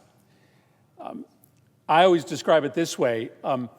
The only thing that matters, the thing that matters more than anything else in your life, is protecting your loved ones from physical harm, yes. Right? You would give anything, right? Anything. You would give your life saving, your house. You would perhaps give your own life in order to protect your child or your brother or sister or mother or father from physical harm. And so when you and I have sat across from the victims of gun violence, many of which live in your neighborhood and my neighborhood in Newark and Hartford, we are looking at a kind of desperation and sorrow that is unique, that comes with not just losing a loved one to gun violence, but feeling powerless Yes. in that exercise, feeling like there was nothing you could do, and watching your elected leaders stand by and allow for this reality to continue to occur in your neighborhood where kids are being shot down in cold blood and your elected leaders, the adults in charge of your community, are standing idly by. That is not fundamentally different than the reality that will be visited upon millions of families if this size of a cut in Medicaid funding goes into effect, because families out there who rely on Medicaid to keep alive their son or daughter who has a complicated medical disease have no other quarter, have no other last resort besides Medicaid. And so Medicaid stands between life and death for their son or daughter. There is no other place for them to go. And so that same empty, hollow look that we have seen so many times in the eyes of a mother or father who lost a son or daughter to gun violence, that is the look that we are choosing to visit upon millions of families in this country who, when faced with the loss of their only health insurance option for their disabled child, will watch their child potentially face the same fate as those young men in your neighborhood and my neighborhood. And so that's the reason why I pose this question to you that you're answering about the moral gravity of this moment, because it is not fundamentally different than the one that brought us here in 2016. And in answering this question, and again, I'm going to continue to yield the question to you while retaining the floor, I want to just compound this for people, because I know these numbers, 880 billion, 100 million Americans affected by, that would be affected directly by Medicaid cuts, or the people that work in the hospitals that would be affected by Medicaid cuts, or the nursing homes that are affected by Medicaid cuts. These are big, big numbers, but people, these are human beings. I live in a community that had a horrible lead poisoning problem for their kids, that had horrible toxic sites, and children born around toxic Superfund sites, as you know they're called, have higher rates of autism, higher rates of birth defects. And so even coming up as a city council person, I saw that the environmental injustices surrounding my community were causing parents to have to deal with medical complications amongst their children at alarming rates and needed help, and Medicaid was the program. No fault of their own, environmental injustice. Now here's the double insult of the Trump administration. One is they gutted the environmental justice section at the DOJ. They're not investigating corporate polluters. They're not investigating the injustices environmentally that big, powerful, wealthy people do, that often cause people, we all saw Erin Brockovich, that cause people to get seriously hurt. And then the second part of that insult is, we're not only not going to hold people accountable and let them get away with that, the polluters or what, the folks causing often the source of the disease, we're now not going to help get health care to the families who often live in fragile communities that have these resources. These are the people, when you sit with them in your office, as you and I have, as me and the other senator from New Jersey on the floor tonight have, as you sit with them and they tell you their stories and you see that this is a lifeline, that this Medicaid program, and you were so good by telling people, because I saw this during the Affordable Care Act, just the name alone, people are like, I don't have Obamacare. Yes, you have the ACA, and let me explain it to you. It's under many different names, including in my state, that people don't know that this is a Medicaid-funded program, so they don't know that this is a sword of Damocles at their family's well-being. But this is the larger issue, Senator Murphy, is that these are real people in every county, in every state. It's why they're representatives. It's why I read statements demanding there not to be cuts by the organizations, bipartisanly read, the League of Cities, the largest mayor association, Republican governors, and others are all saying, do not cut this program. They're not even saying, don't do 880 million, maybe just do 400 million. They're saying, do not cut this program. And many of them are saying, in fact, we need to find ways to expand the program because there's still gaps that people are falling into. And it doesn't make economic sense, because if you get regular care, if your chronic disease is treated, it ultimately could be cheaper to the taxpayer as opposed to people ending up in hospitals. But those hospitals now, because of what's being threatened in this bill, rural hospitals and tier 1 trauma hospitals are all being threatened in their care. And so tonight, it's not normal. I ask everybody to understand, this is not a normal moment in America. This is a crossroads moment in America. It's one of those times where the values that we talk about in the Constitution are at stake. What is going to define us? Our commitments to ideals of justice, fairness, of being there for each other. And one of those other programs that is now in crisis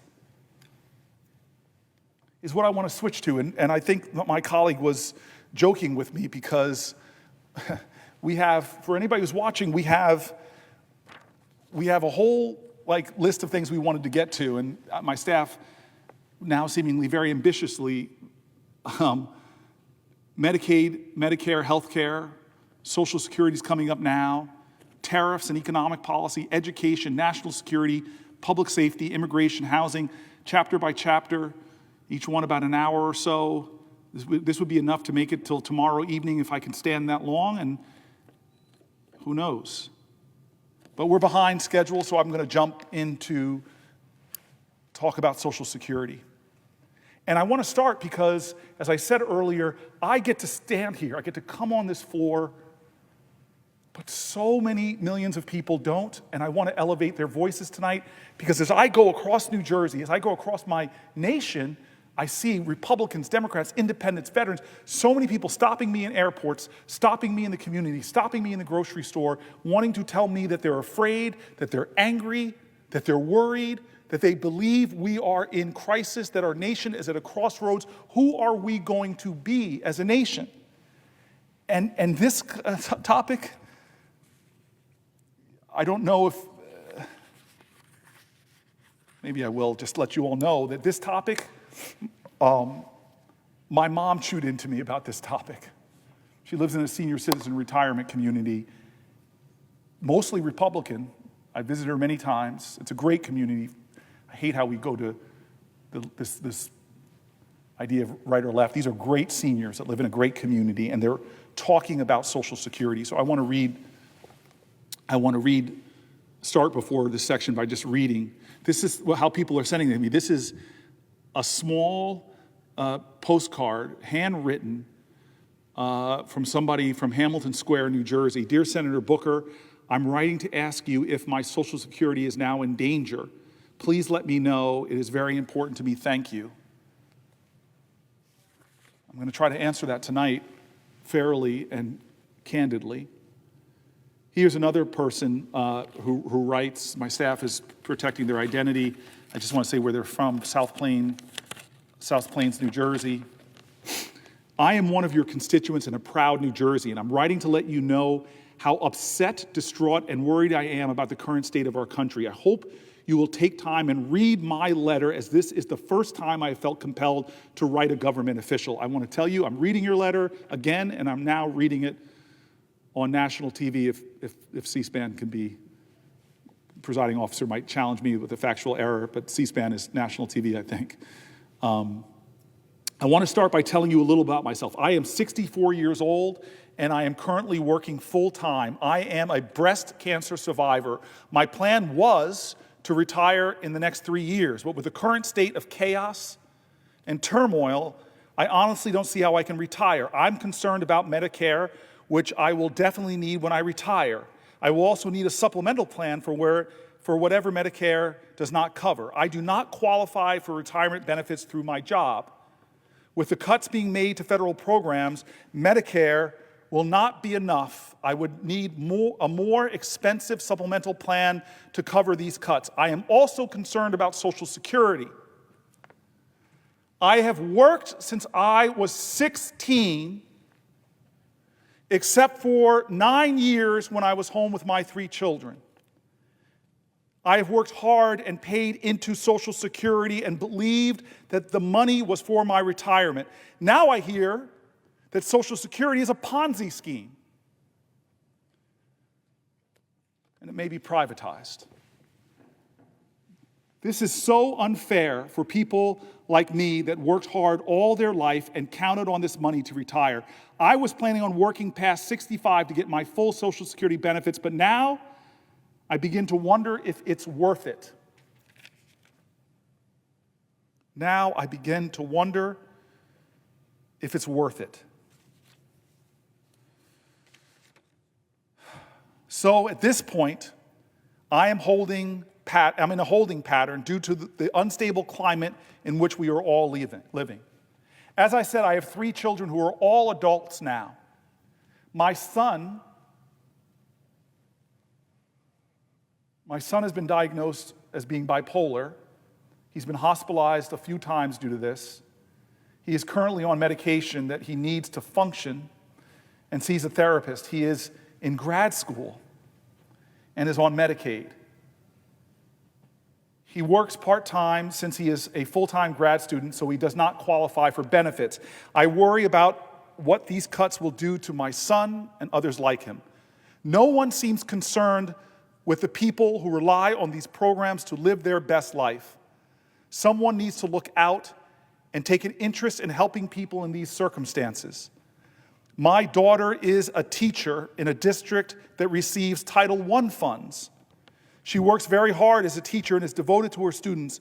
With the supposed dismantling of the Department of Education, I'm concerned about what this means to the education field, teachers, administration, and students. My daughter's school is making a difference in the lives of these students, and they need the funding that is received from both the state and federal government. Programs like the Title I and other federally funded programs need to stay in place. On another topic, this constituent is getting a lot into her first letter to a government official, and I appreciate it. On another topic, inflation. Increasing prices and the overpriced housing market is a huge problem. Placing tariffs on our biggest trade partners is beyond unfair. This drives the cost of goods up, and the consumer is the one who ends up paying the increase. A lot of families are food insecure, wondering where their next meal is coming from. A lot of parents go without so their children can eat. Food pantries and banks are scrambling to meet demand. Something needs to be done so families can survive. The housing market is also an issue. Owning your own home is now unreachable for most young people starting out. Interest rates are high, and housing prices in New Jersey are unaffordable. Thank you for reading my letter. I'm asking you as our senator,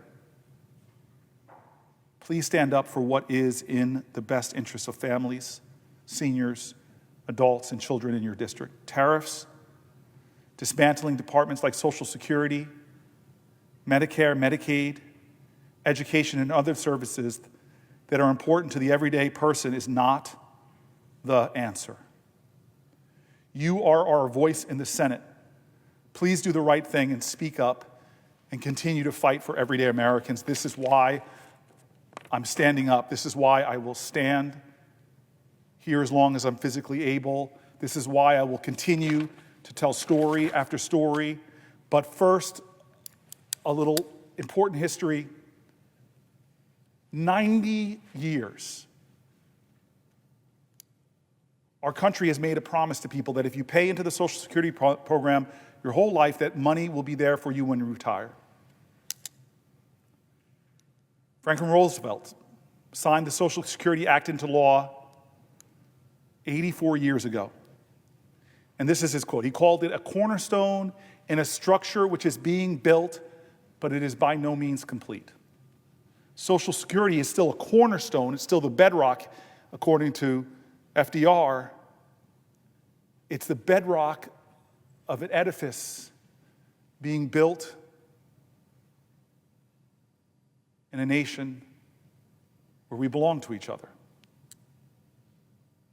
We, the people, building this, that's our cornerstone. He called it the Social Security. Today, 73 million Americans count on Social Security.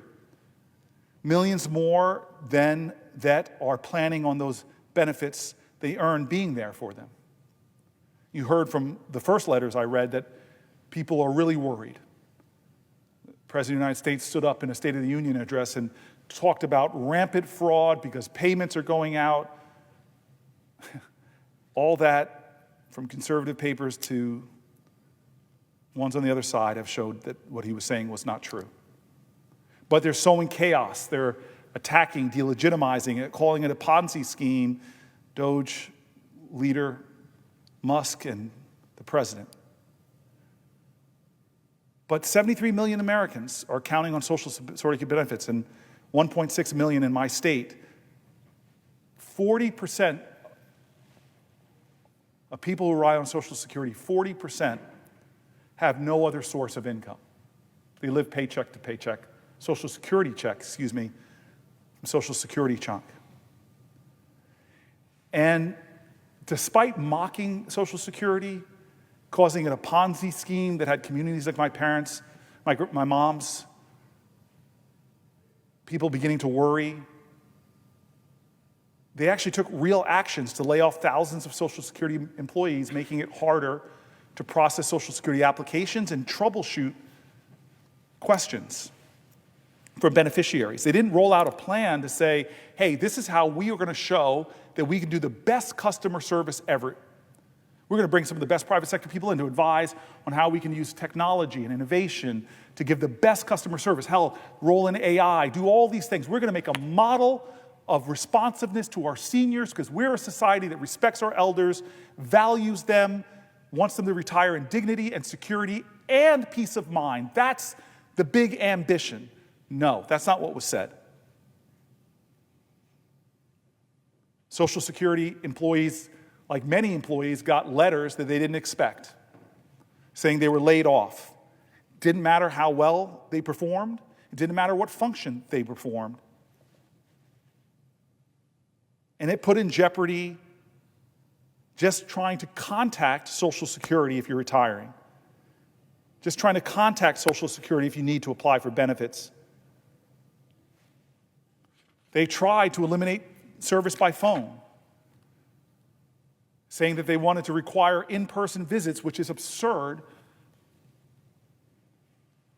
for many seniors that don't have access to transportation or live in rural areas, because you know what they're doing also is that they're trying to close down many Social Security offices. I'm going to get to the specifics of that later. These actions are harmful enough, but they're just the beginning of what our president and Elon Musk are saying they want to do to a program that for millions of Americans, it's their only check a week. It's essential for them, and others, it's how they make their retirement secure.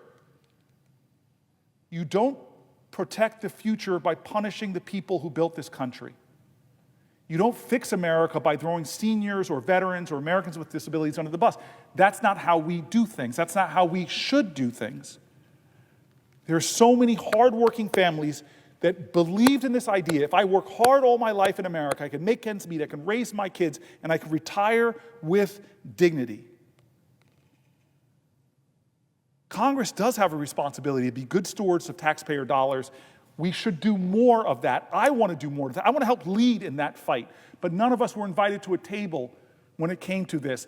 This congressionally established program, FDR I read, but it was Congress that established it, is now not being included in the planning or procedures to try to improve Social Security or make it more efficient or more effective. We haven't convened hearings or task forces in a bipartisan way to find out what we can do to better serve our seniors. Instead, lies are being proffered about Social Security making wrongful payments. Lies are being proffered by the highest office in the land, the most richest person in the land who does not need Social Security is calling it a Ponzi scheme, telling people who are relying on it they're part of a Ponzi scheme. But remember this, Social Security is not the government's money to spend. It's the hard-earned savings of working Americans, and it belongs to Americans. The president and Elon Musk need to keep their hands off of it. It's not theirs to take, and it's not theirs to break. Their scheme, they're the ones that have a scheme, and it's not about efficiency. It's not visionary. It's what we need in America now is visionary leaders that have bold, exciting visions for what things like Social Security can be. And what they're doing is not only wrong, it hurts people. It scares people. And not just people, our elders. People who raised us, the people who built roads and highways, the people who served food, made food, who started small businesses, raised generations, that's who we're disrespecting. And so what happens in this context? Why am I standing here is because the people of New Jersey are saying, why aren't you doing more? This is unacceptable, Senator Booker. It's unacceptable. Here are voices, and my phones have exploded with people that the president and Elon Musk have made terrified about what's happening to the Social Security service and what's happening to their checks. My staff said that we were overwhelmed with phone calls and emails people who are worried about the direction that the president is taking Social Security. They used words to me that people who called were angry and terrified. I want to share some of these calls from constituents. Here's someone from the great Cherry Hill, New Jersey. I'm very concerned that the president, along with his cruel and inept administration and DOGE, are working to privatize and ruin the Social Security program. I am a constituent, Senator Booker. I live in Cherry Hill, New Jersey, and I am a senior who relies on Social Security income for my basic needs, food and housing. The mere idea of not having those funds has caused me sleepless nights and wondering if I will become homeless. I'm going to stop there for a second. I remember this President FDR growing up hearing that what he did was get on the radio not to stir up fear, not to stir up chaos, but to comfort people, to remind them that we are Americans. You have no need to fear. But this president, just with his rhetoric alone about Social Security, is driving my constituents to write me notes like this. I continue with the letter from my constituent from Cherry Hill. I hope you will convince both Democrats and Republican colleagues to prevent this from happening. Trump lied when he promised during his campaign he would not touch the Social Security Administration, but now we see threats and already some actions towards making severe cuts and making the program less accessible. I urge you to continue to fight for us.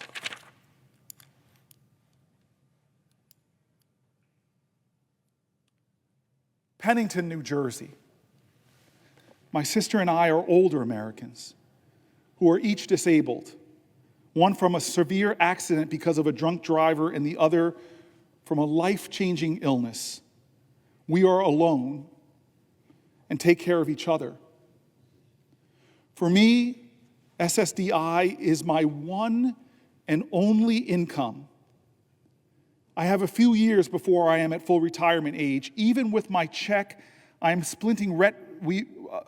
even with my check and splitting rent costs between us, it is taking right under 50% of my monthly check for rent alone. 50%.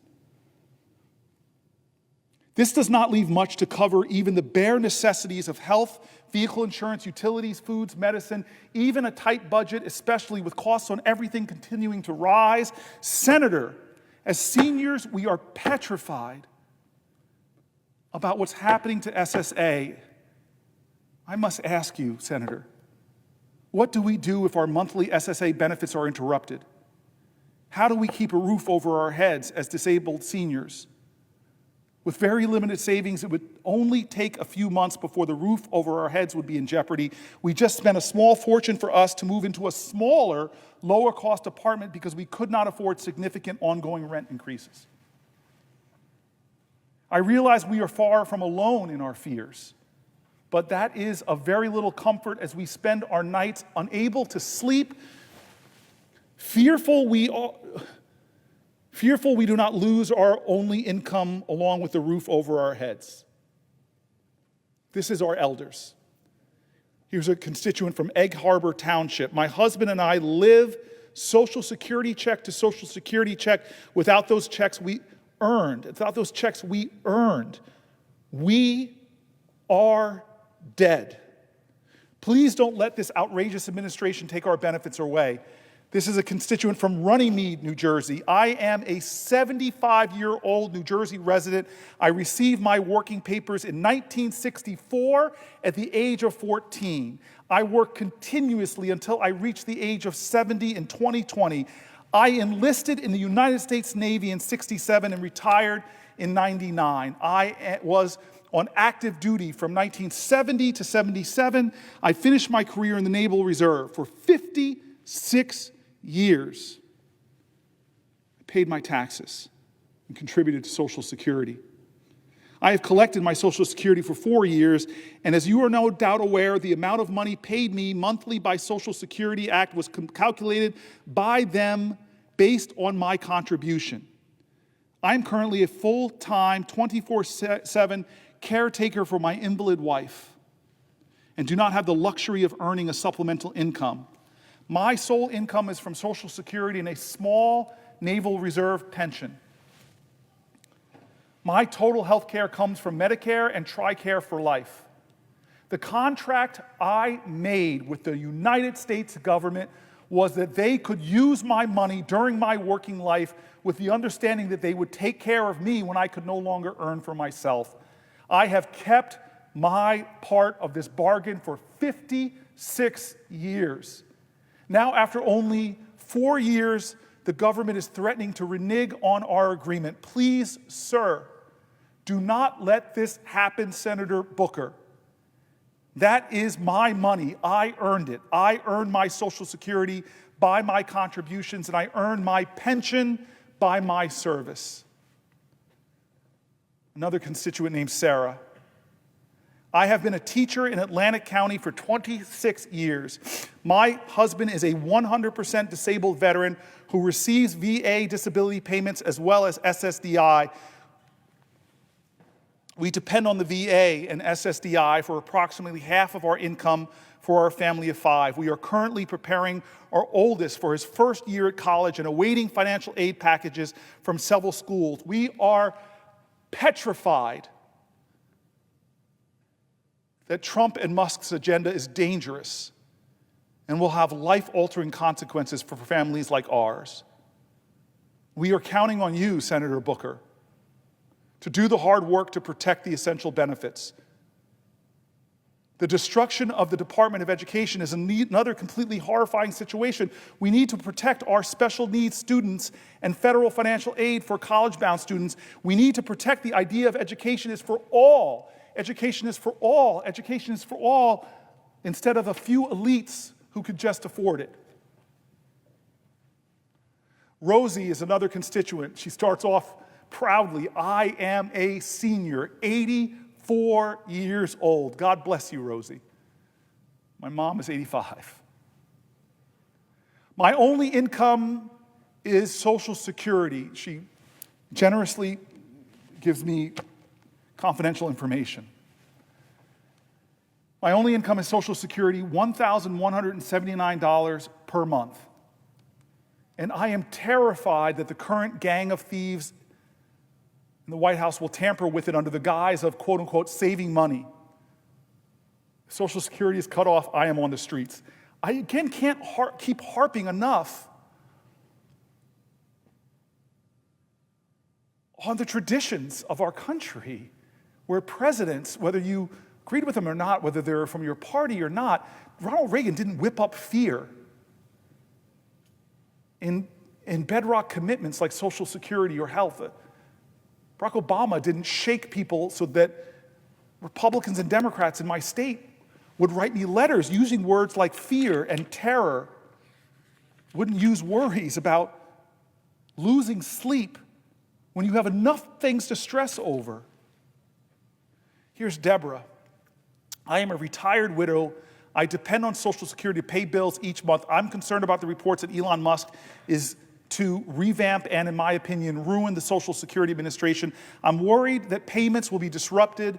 There are many other things going on in the government today that I'm also concerned about. I hope that the seniors and Congress people, along with the judicial system, can stand up to him and take back control of government. Look, it's going to revamp and ruin Social Security. This is just somebody simply saying is like, be plain. Don't make up lies about false payments. Don't call it a Ponzi scheme. Give us a bold vision of how it's going to help more seniors, how you're going to serve more seniors, how you're going to improve the system, how you're going to make it better, how are you going to serve the dignity of our seniors. This is Holly. Holly is a constituent too. I am one of your constituents who's retired and relies 100% in order to live on my earned Social Security benefit in which I paid throughout my entire working career. I call on you to maintain Social Security program as it stood before the ascension of Trump and Musk. You must ensure that there are no missed earned benefit payments or late payments made to recipients, especially accessible Social Security offices must remain open and fully staffed with trained, experienced Social Security employees in order to provide the kind of regular, necessary customer service by phone, online, and in person. And the Trump-Musk administration's endless terrorist threats of dismantling the Social Security Administration insidiously calling it a Ponzi scheme, working in order to privatize it. It must cease and desist immediately. Moreover, you, Cory Booker, must reverse and or stop whatever draconian changes are being made to destroy the Social Security Administration with thousands of cuts to needed employees with almost no notice and no public input. Social Security is being dismantled by an unelected billionaire, at least for now. Musk and his band of Doge boys, not a real government department, who have illegally and callously rifled through our most private personal information and done God knows what with it, with their ultimate goal to risk and or steal the retirement funds of older Americans by placing the Social Security Trust Fund in the hand of private corporate equity firms. Seniors do not agree to this. Seniors do not agree to this. And such action is illegal and completely unacceptable, exclamation point. This constituent continues. Furthermore, I'm deeply concerned that the ceaseless chaos will invite criminals to exploit confusion around identity verification. Ironically, while the administration claims these changes are meant to combat fraud, they may very well do the opposite, hastily introducing new, unfamiliar technology and verification steps without any real public education campaign will create the perfect environment for criminals to deceive and defraud. This late and ill-conceived change also comes at a time when the Social Security Administration is already struggling with a customer service crisis, long hold times, low staffing, delayed callback systems, confusing announcements about possible office closures. This chaos has to be stopped now, Senator Booker. I urgently ask you to please use your congressional power to reverse these changes, which are creating more confusion for older Americans. Senior Americans earn Social Security through a lifetime of hard, honest work. I know I did.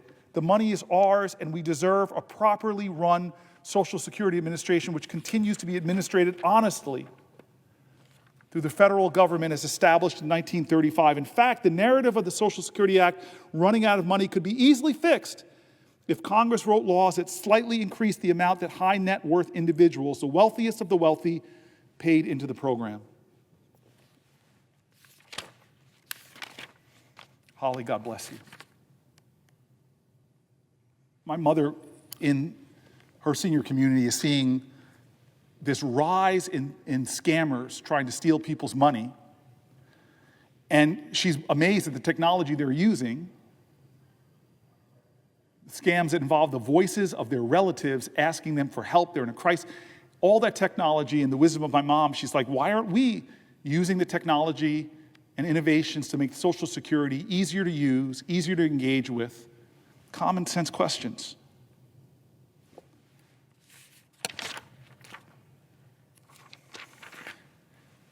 Carly, a constituent from New Jersey, please include disabled people when you talk about Social Security and Medicare, Senator Booker. If you don't mention us every time, I paid into Social Security for 16 years. I worked full time. I was sick almost every day. I finally had to leave my job in 2015. I was granted SSDI and I'm on Medicare. And until I was injured last year, I had a part-time job where I continued paying into the system. I fear that the first people they will go after are the disabled. We are not as capable of fighting. People see us as lazy or fakers, and we're almost never included in the conversations about marginalized communities. Please don't let me be erased. Carly, you are not. I see you, and I'm standing here for as long as I possibly physically can so that I can elevate your voice and others. Patricia, a constituent from New Jersey, I am 65 years old, a senior. I've worked my whole life and paid into Social Security. Will you please work hard and push back to preserve these benefits? Without Social Security monies and Medicare as well, I will not survive. I am outraged, Patricia writes, to see what is happening recently. Help. If there is anything you request of me, if there's anything you... My constituent says, if there's anything you need of me, please let me know. It's one of the most beautiful sentiments in America is that people in crisis who are wrapped with fear and worry, they still are standing up to volunteer. Retired, seniors. I'm always moved when a constituent just not only tells me what's on their mind, how they're angry, how they're worried, what their concerns are, but they also say, let me help you. Let me help you. Patricia, it's late at night. You're probably sleeping, but you helped me tonight at 12:41 a.m. The goodness and the decency of our seniors, the kindness and generosity of our communities, and what does our president do to these people? He spends time of his State of the Union address not calling us together, not calling us to common cause, not reminding us that we share common values and common virtues. He spreads lies about Social Security and unleashes the wealthiest man in the world to cut before he even understands the agencies he's cutting. A guy who, with the same kind of cynical nature, who I can't even fathom being as wealthy as he is. It's not what I've seeked in my life. He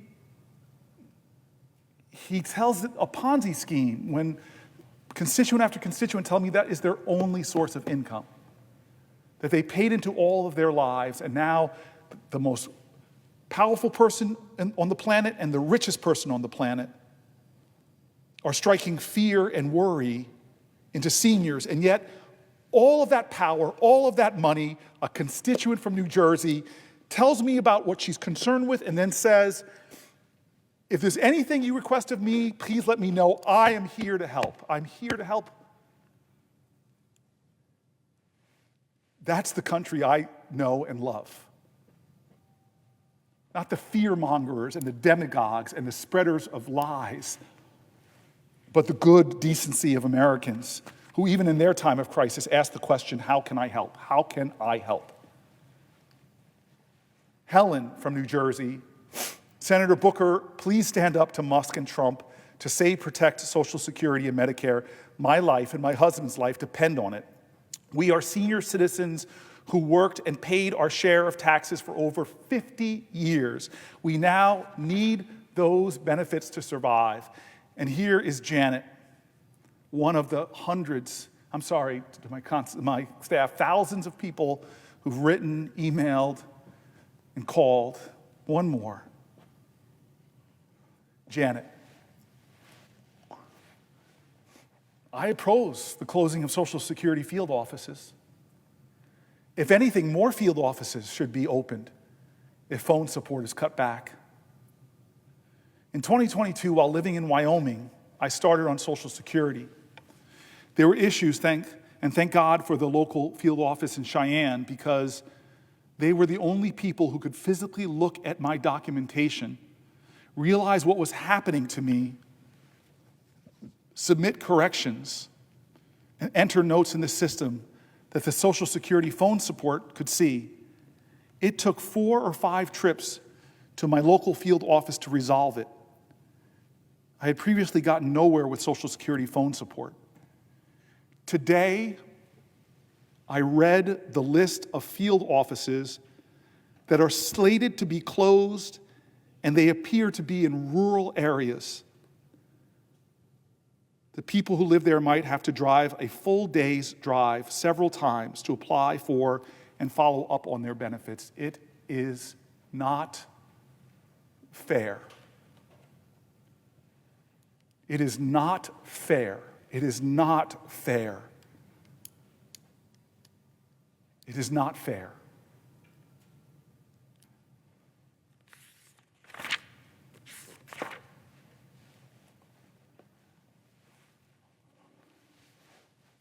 Across the country, my office hears from, it's not just New Jersey. Across the country,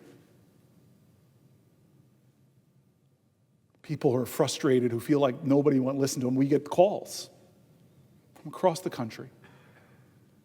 My staff doesn't say, you're not from New Jersey, so we're not going to talk to you. My staff is just incredible people I have surrounding me in the office who remind me of the values I treasure. And so they wanted me to include tonight people not from New Jersey, because again, we hear from thousands of people in my state and so many around the country. Here's Maria Karachi from Springfield, Delaware County, Pennsylvania. My name is Maria Karachi. Forgive me, Maria, if I'm pronouncing your name wrong. I am 78 years old and live in Springfield, Delaware County, Pennsylvania. When I was 16, I received my first paycheck and saw money was taken from my earnings. I learned then about FICO, the special government savings account that I would put part of my earnings into until I retired. This was how I could pay my bills in my old age. It was something I could always count on. My earnings history shows the good and bad times, including the gaps when I received unemployment. My chosen career was in mortgage banking. Bank mergers, dramatic changes to interest rates, and even bank lending regulations meant times of unemployment with few options or jobs, or accepting temp employment. I had to make the choice. Every paycheck held FICA. I was almost 65 when I began my career at the bank, offering decent pay with overtime. It was 2010, and I had two goals to meet for my retirement: a mortgage-free home and working until I was 70, earning the maximum benefit. Underwriters that I worked with had shown me what they felt added security to my personal finances, so I was diligent with setting up my emergency savings account. It would be there for any time my Social Security check didn't cover my expenses on my home or me getting older, so I often worked until 10 p.m. at night, delayed taking days off, making my goals possible. The Social Security Administration sent information about my future benefit payments, so I made a budget and determined my escrow for taxes, insurance, and home maintenance to be taken from my benefit. I knew how much I would have per week for my living expenses once my mortgage was paid. I used the overtime income from my emergency savings account. Everything relies on my receipt of my monthly check from Social Security. The recent assault on Social Security has me terrified. People who were not elected, vetted, or made to swear an oath to protect our U.S. Constitution have taken our personal data, saying that they are searching for fraud. Errors are being made with this new regime and no clear resolution in sight. Why do they need my personal information that includes my Social Security number, work history, and bank information? In February, my identity was stolen when thieves moved my mail using a postcard sent to USPS. My bank statement and copy of my paycheck were forwarded to the thieves before I got the USPS notice of the change. I froze my credit then and have done so later, since TransUnion has the BOSE address listed as a fraudulent one on part of their report, but also has it on another address for mail that has been returned to the sender. I have quit fighting the data entry mistake, but I remain diligent and alert if mail is due and doesn't arrive. What can I do about this new group of identity thieves known as Doge? Until recently, I had confidence in my ability to provide for myself because I lived in the United States of America, a republic governed by the people for the people. My parents were children of the Great Depression, so they instilled in me how to be financially solid and survive. Now at 78, I'm learning everything that I hold dear is to be attacked by the 47th president using a contributor to his re-election as his advisor and the leader of a group named Doge. I do not feel safe due to cuts in so many who have kept us safe: cuts in the CDC, cuts in the FBI, cuts in the EPA, cuts in the FAA, and Social Security. I worry about losing our foreign allies and the release of convicted domestic terrorists pardoned by the president, while suspected immigrants might be whisked away before anyone even knows they are. Everyone I know receiving Social Security benefits relies on those payments for their daily life. As prices increase under President Trump's leadership, many are not as fortunate as me, who had a solid plan for increased expenses. We worked putting into FICA with every paycheck that we receive, the thought of delaying payments or making errors so that anyone must prove their right to receive their benefit is stealing from people? Are we still the land of the free and the home of the brave? I'm counting on our elected officials like you and the courts to preserve it.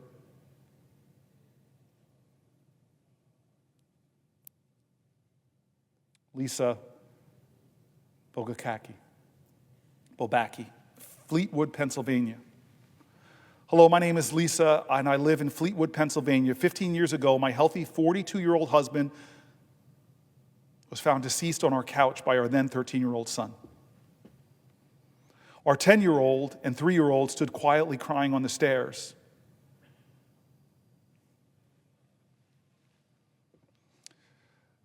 Sudden cardiac death was the cause. The same day, my daughter asked if we would need to move to another house. I promised her that I would do everything I could to keep us in the home I would promise to keep them in the only home they'd ever known. Those early days remain blurred in my mind. I remember my father taking me to the Social Security office, and shortly thereafter, survivors' benefits for my children began showing up in the bank account to assist with their care. If not for these benefits, I would not have been able to keep my promise to my children. It's not much money, amounting to roughly the salary of a minimum wage job, yet it was a lifeline to some piece of normalcy for my family, not a Ponzi scheme. My kids have now aged out of the system.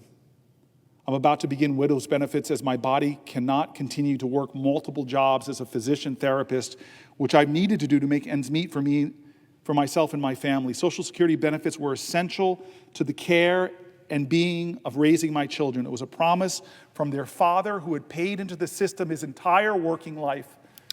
We must work on continuing to expand these essential benefits and never consider dismantling or privatizing them. Thank you, Senator Booker.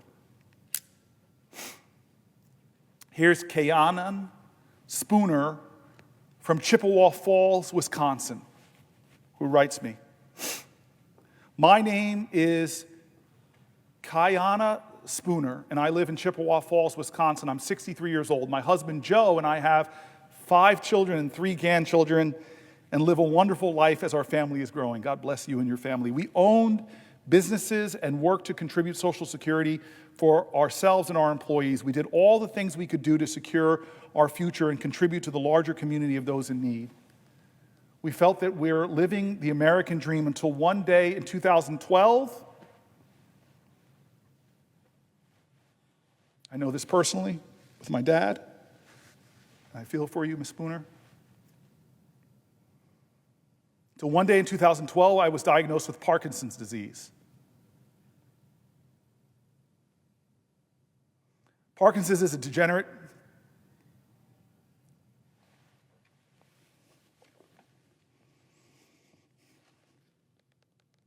Parkinson's disease is a degenerative brain disease that progresses over time. Sorry, I'm thinking about my dad. It is unrelenting and affects motor and nerve processes. Loss of benefits will have a direct and daily effect on me and my family as we navigate the medical needs we will be facing. I will need progressive and comprehensive care as I age. I will need medication every single day of my life. And I will need the security of a generous society to care for me. Millions of others join me there. Please, Senator Booker, please protect my Social Security. I just thank God that my mom had the resources to take care of my dad. And I watched that degenerative disease take from his life for 20 years and how much it cost, the thousands of dollars it cost my mom to take care of him.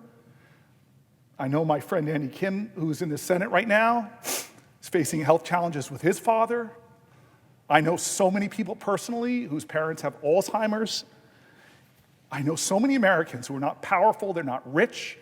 I know so many Americans who live in fear every day that one little thing will happen to them that will destabilize their financial well-being. And now those millions of Americans, because of a president and a man named Musk, are driving fear into them,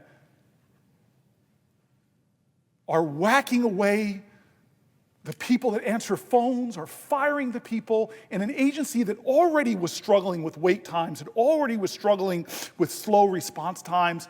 These people who are hanging on by a thread in their lives are facing the people they love the most, who are struggling with the diseases that so many of us in this body have been affected by. They are now worried. They're writing me letters with words like fear and terror. They're talking about staying up at night and not being able to sleep because they don't have a president that comforts them. They have a president that talks down to them, that lies about the services that they rely on. What is this? It is not normal. It is not normal. This is America. How can the most powerful people in our land not comfort others, not tell them they have nothing to fear but fear itself, not tell them to have malice towards none but have charity towards all? What kind of man is in our White House that makes fun of the disabled, who lies so much that the fact checkers lose count, that minimizes the pain and the suffering? Where you have cabinet secretaries that are billionaires themselves that say, if my mom misses a Social Security check, but if somebody else complains about it, they're probably a fraudster. These people are not fraudsters. They're hurting. They're afraid. They're worried. For God's sake, this is America. Every one of our founders' documents is riddled with words that speak of our commitment to each other. Yeah, they were imperfect geniuses, but they were people that aspired to virtue. They read the greatest philosophers of their times. They said, what does it mean to be good to one another? What does it mean to create a society that is not run by despots and dictators who are so disconnected, who talk down, let them eat cake? They dreamed of a different country than this, folks. They dreamed of a different country than this. They dreamed of a country that stood for not just get all I can for me, the biggest tax cuts possible to the wealthiest people. They dreamed of a nation where any child born in any circumstance from any place could grow up and have their American dream. And God, it gut wrenches me when I hear people not as privileged as me, and I'm not Musk and Doge, but my mom had the resources and the family to support her as she watched my dad die of Parkinson's disease. But this person's writing in, she herself has Parkinson's. She underlines and bolds the part of her letter.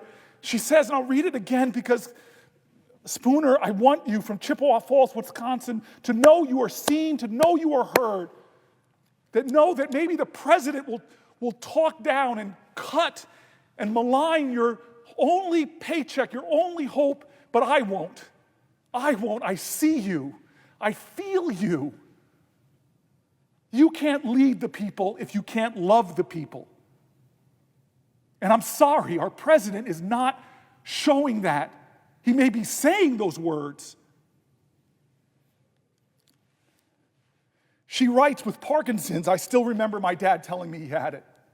She writes that it is unrelenting Parkinson's and affects my motor and nerve processes. Loss of benefits will have a direct and daily effect on me and my family as we navigate the medical needs we are going to be facing. I will need progressive and comprehensive care as I age. I will need medication every single day of my life. I know this. I know you will. I know you will. I will need the security of a generous society to care for me. A generous society to do the basic for families in this kind of struggle. Millions of others join me there. Protect my Social Security, Senator Booker. I tell you, I am going to fight for your Social Security. I'm going to fight to protect the agency. I'm going to fight against unnecessary cuts that hurt the service it gives. And today into tomorrow, I'm going to stand as long as I can. As long as I can, I'm going to stand and read stories like this because you are seen, you are heard. Your voices are more important than any of the 100 of us. More of your stories should be told on this floor of people that are scared right now, terrified right now, people living in rural areas that see their local Social Security agency on a list that Elon Musk put of places he's going to sell away to the private sector, and you're going to lose your agencies. Well, I will fight. I'm sorry.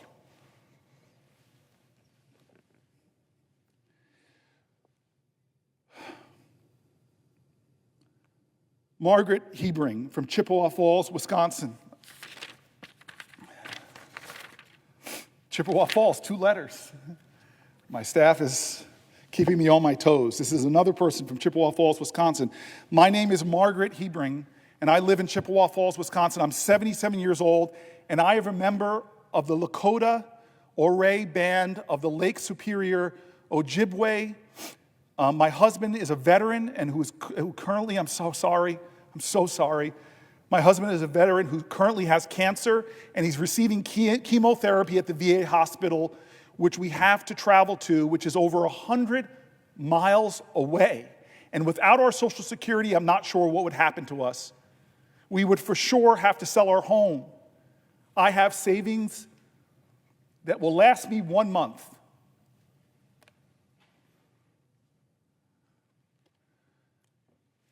I have savings that would last me 1 month right now. We live paycheck to paycheck, so please protect our Social Security. This is Judith Brown. We're moving away from the great state of Wisconsin. We're going to the great state of North Carolina, where my dad is from, up in Hendersonville, Asheville. But this person, Judith Brown, is from Charlotte, North Carolina, one of my top 5 favorite non-New Jersey states. I don't know if my friend Andy Kim has his top 5 favorite non-New Jersey states. New Jersey obviously is the best. Don't look at the senator from Connecticut, and I hate to tell him that Connecticut is not on my top 5 non-New Jersey states, even though I got educated there. I'm sorry about that. The presiding officer is such a good man. His state is not on my top 5 non-New Jersey states, but North Carolina is, and I'm going to read a letter from Judith Brown. My name is Judith Brown, and I live in Charlotte, North Carolina. I was 17 when I started working and worked for another 20 years as an administrator until I had to be declared disabled. Without disability, I would not have been able to see my specialist, get an eye care, or any of the other needs that I had. I was also the mother of 2 young sons who are on the autism spectrum. Without disability, I wouldn't have been able to take care of them and get the care they needed to be independent young men. God bless them. I hear that they want to close the field offices and change the customer service line. As a person with mobility and vision impairments, this is outrageous. I need to be able to access it the best way I can on the times that I can access it. Please, Senator, fight to protect Social Security for a senior like me and for young people with disabilities like my sons. Thank you. No, thank you, Judith Brown. Thank you for writing a letter. Thank you for speaking up. Thank you for not being silent. Thank you for advocating not just for your family, but for the millions and millions of other Americans who lean heavily not just on their Social Security checks, but on the incredible public servants that keep that agency working, and who wish to have a president that said, I'm going to bring the best of business experience to my customer service. I'm going to bring the best of caring and technology and innovation. I'm going to call the best computer technologists, scientists in the country. We're going to make this the best Social Security in the history of our country. And you know what, my friends, the billionaires I had on stage with me when I was inaugurated, I'm just going to ask them to pay a little bit more, 0.00001% more of their net worth to make sure that Social Security is safe forever. I'm sorry, it's crazy. I'm going back to Pennsylvania. I mean, it's almost like you can't make this up, honestly. I just know my country. I know our character. I know how good of a people we are. I know how much we love one another. I know much how our faith in red states and blue states and right and left. I've sat next to people on planes who introduced themselves to me as Republicans from a red state, and by the end we're laughing and talking and sharing stories. We are a good nation. Together we can be so great. We've shown that. But how can we have a president that in 71 days drives this much fear into our country? It's absurd, everybody. It's absurd. This is why I can't let this be normal anymore. Michelle from Lancaster, Pennsylvania. My name is Michelle Groover. I love your last name, Michelle. From Lancaster, Pennsylvania, and I would definitely be impacted if something would happen to my Social Security. Michelle also has Parkinson's, and I'm on disability. And the money that I have goes pretty much to the most of my medications and foods that I need to eat to keep myself going and strong. That's how it would impact my family. I wouldn't be able to afford also my insulin for my diabetes, Parkinson's and diabetes. So it's a challenge every month, as it is even with the amount that we have, because the cost of pharmaceuticals and things keep us going. Yes, so that's why Social Security is really important to us as a family. It helps us get by every day. Thank you. This is Patricia Harvey Porter from Johnstown, Pennsylvania. Hello, my name is Patricia Haney, excuse me, Ms. Porter. Patricia Haney Porter. I reside in Johnstown, Pennsylvania. My work is varied. I've been employed as a secretary in the private sector, as a statistician for the government agency, as a real estate agent, and most recently as a legal secretary. This is my story as to how Social Security has affected my life. My mother passed away in 1956. My sisters and I, God bless you, were 8, 10, and 11. My maternal grandparents stepped in and they raised us with the help of Social Security survivor benefits, resulting in good educations and allowing other needs to be met. We had almost normal lives due to these benefits. While raising 2 children, I worked as a real estate agent. My income was based on commissions rather than salary, so I made the entire Social Security payments based on my income. We had a roof over our heads, healthy food on the table. One of my children had serious medical issues, and I paid for her bills out of pocket, never asking for a penny from any government agency. These expenses were paid for from my income, and I paid taxes every year. I waited until I was 70 to collect my Social Security benefits, as I realized the latter you collect, the better the benefits. I have no pension, and I live almost entirely on Social Security benefits. I am always looking for part-time work, but few people want to hire me, as I will be 80 in June. God bless you. God bless you. Based on the benefits I receive, I'm able to pay my mortgage and all monthly expenses. I receive Medicare, which help pay the medical bills. So Social Security and Medicare be taken from me, I will likely lose my home. I could no longer afford medical costs, groceries. I have a medical condition which requires regular visits with a specialist who is 70 miles away. Without Social Security and Medicare, I would no longer be able to see him, and my condition would result in death sooner rather than later. Thank you for all you are doing to see that the benefits received through Social Security, Medicare, and Medicaid will continue. As Senator Murphy and I was talking, it's all interrelated, right? This is somebody on Social Security, but they have to drive just for medical attention. We are in a hospital crisis in America. There's so many rural areas where rural residents of our country have to drive so far just to get to a hospital. And cuts in Medicaid, we've heard it from the letters I wrote in the read in the last section, will endanger those hospitals' survival. Charlotte, North Carolina, again, Kevin Woodson.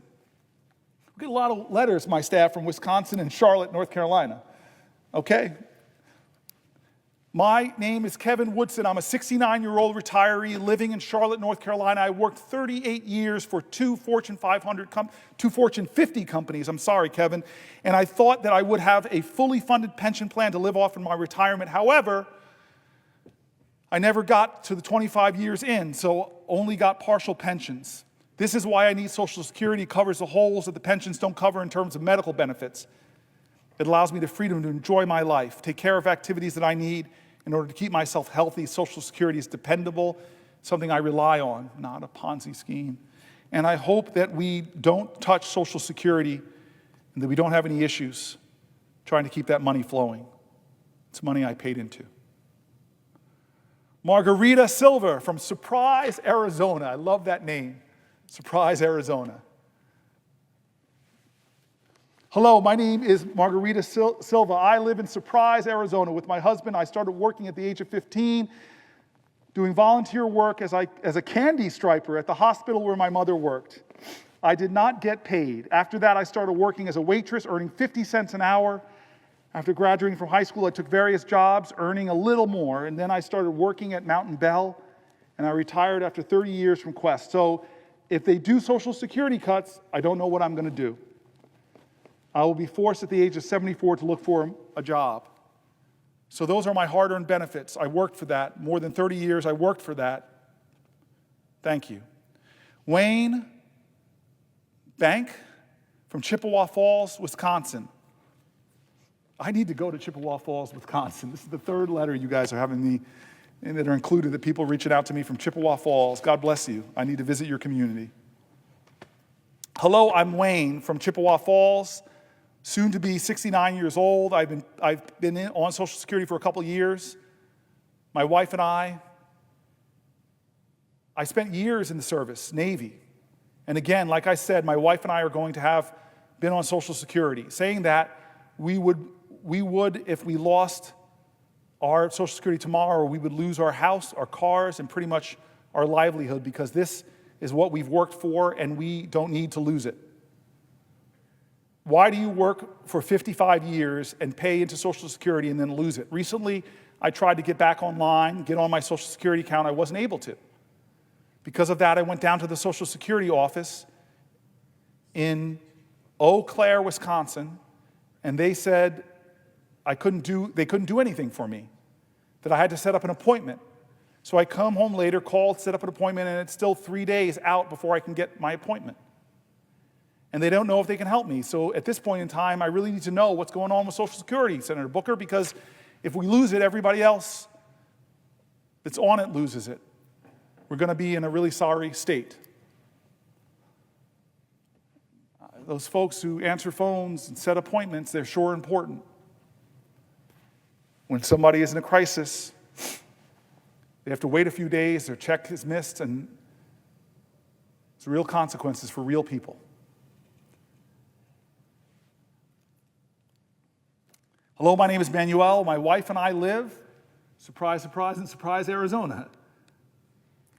We're both on Social Security, and that's what we depend on to live our lives in our retirement years. We have to pay our bills. We have to buy food. We basically have to live off that. So if you take our Social Security, what are we going to live off? Are you going to take care of us?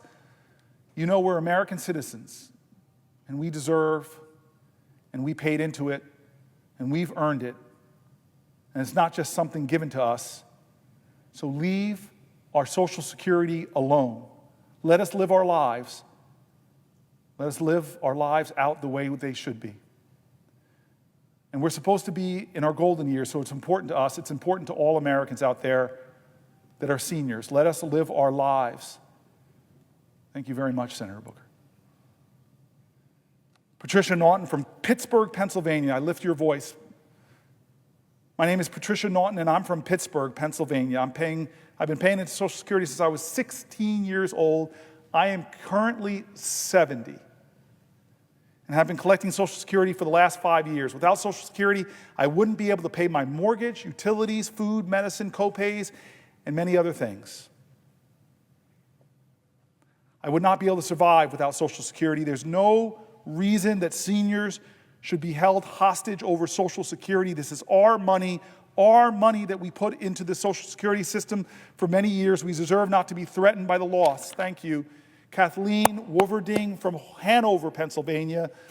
Hello, my name is Kathleen Wolverding, and I currently live in Hanover, Pennsylvania. I'm originally from New Jersey and taught in the public school system for 29 years as a school librarian. When I retired, I decided to move to Hanover, Pennsylvania. Kathleen, you're missed in Jersey. And at the age of 62, I started collecting Social Security because of COVID. I needed the extra stability that Social Security provides.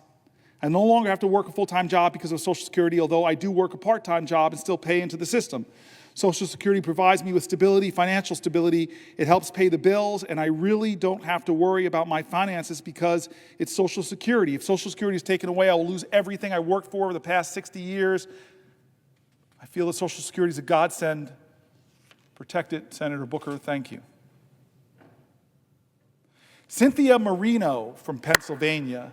My name is Cynthia Marino. I'm a retired registered nurse from Lancaster, Pennsylvania. My husband died in 1990, and 2 of my children received survivor's benefits for 8 years, during which time I was able to get my bachelor's degree in nursing and work part-time. All 3 of my children went on to get college degrees. When I was 61 years old, I went on Social Security disability, having a hip replacement. I was switched to regular Social Security when I turned 65. I now deeply depend mostly on Social Security for my husband and myself, with small pensions from both of our jobs supplementing the Social Security. I'm now able to live independently in a handicapped mobile home, thanks to the money for Social Security in the past and present. much cheaper than Medicaid funds to keep me in a nursing home. Thank you, Senator Booker, protect it. Thank you, Cynthia, for your story. These are just some. These are just some. I read their voices. I lift their voices with mine. I want to go to the Detroit Free Press, but before I read this article, I know my senator from New Jersey is here, and I'm going to read this article, and if he is interested in our 6th hour, if he has a question, I will yield a question while retaining the floor, but I'm going to read this article and then we'll go.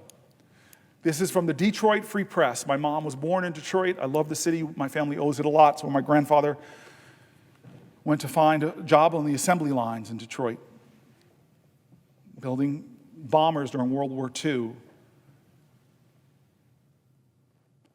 It says, Kathleen Sherrill's been retired for 10 years now and typically didn't think twice about whether she'd receive Social Security payments on time.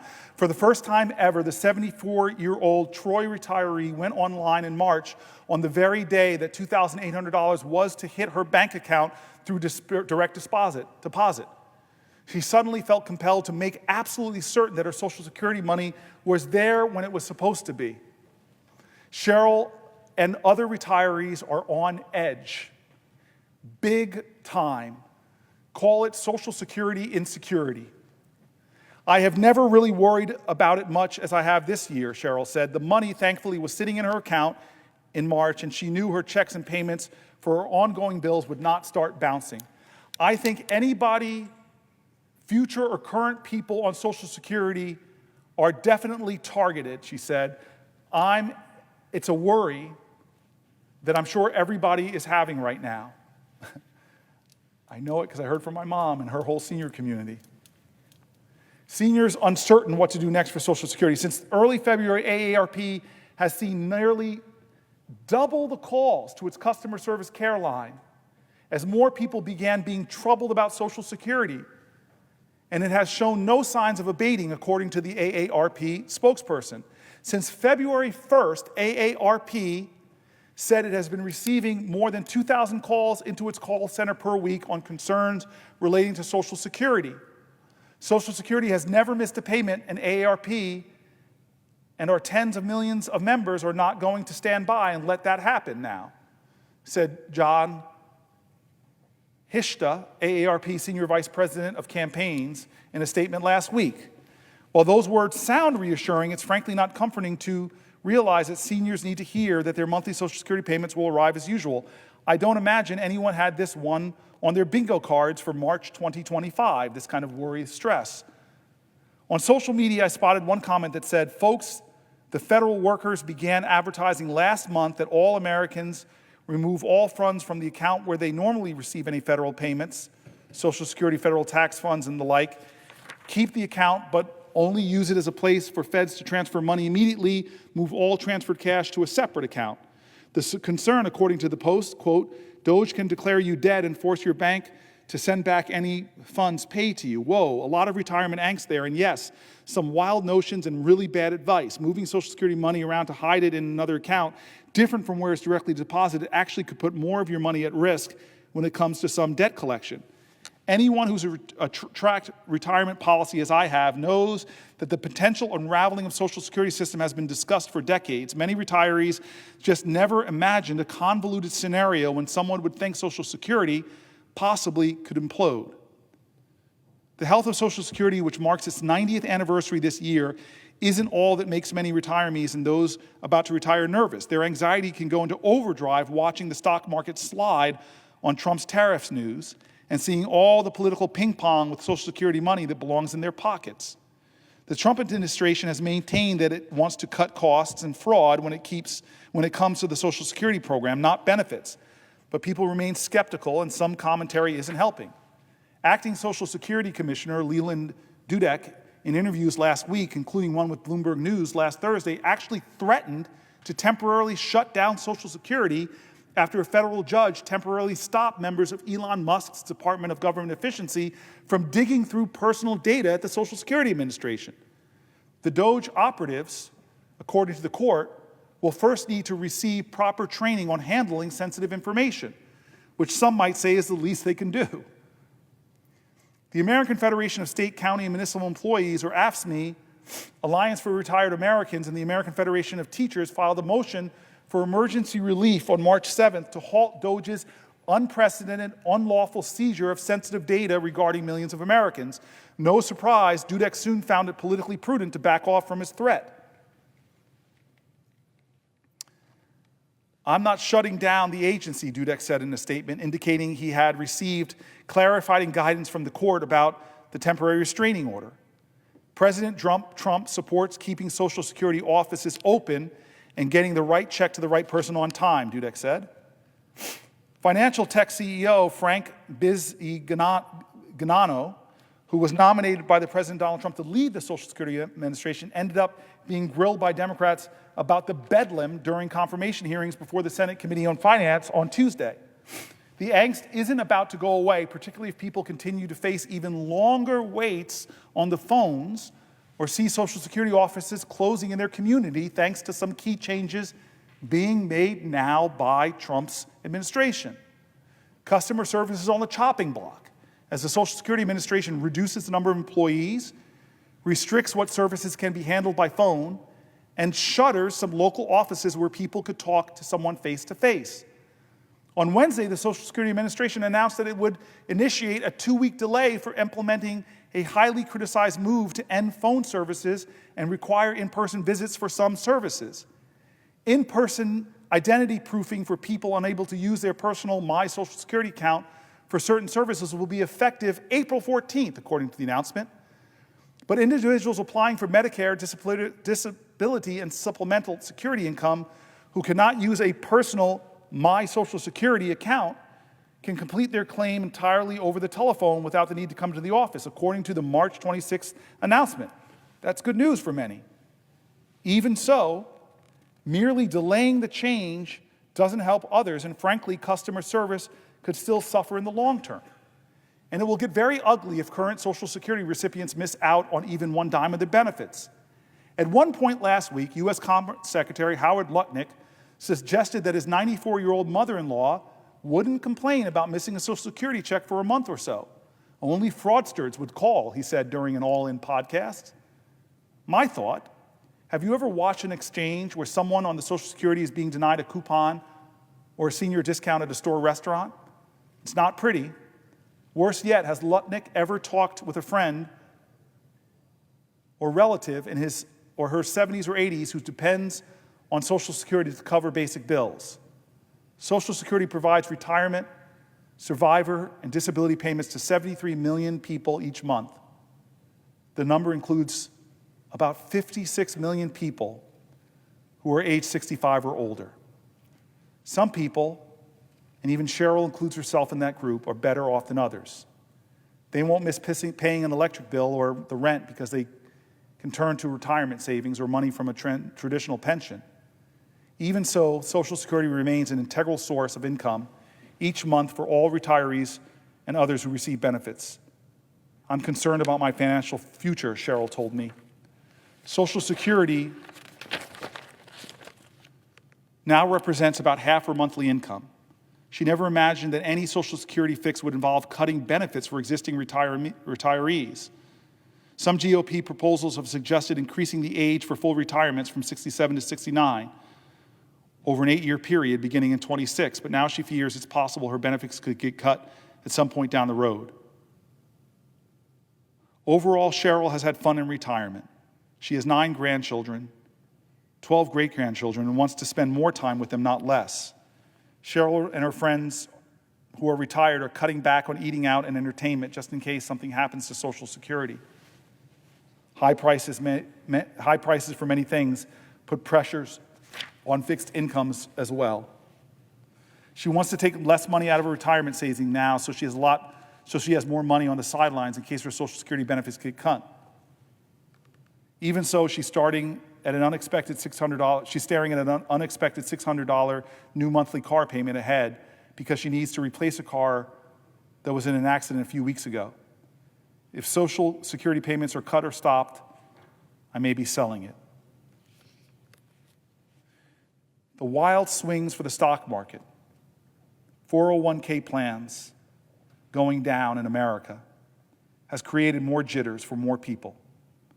The economy seems uncertain. Consumer confidence is in worse of a place. Leaders are threatening Social Security services. Offices are being cut. People are being laid off. So people are worrying.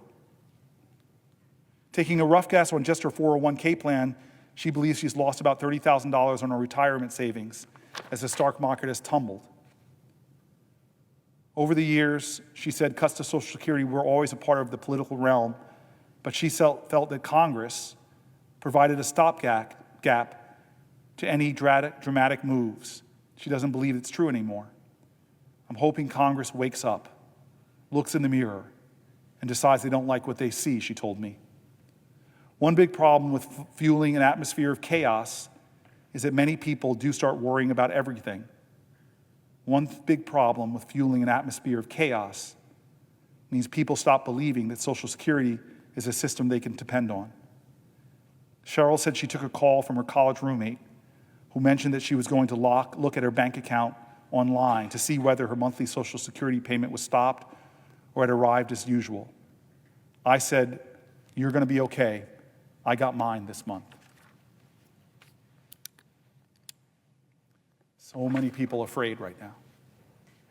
Will the senator yield for a question? Yes, I will yield for a question while retaining the floor. Thank you, Senator Booker, and thank you for coming to the floor tonight and speaking up. I have a few questions for you, so why don't you catch your breath?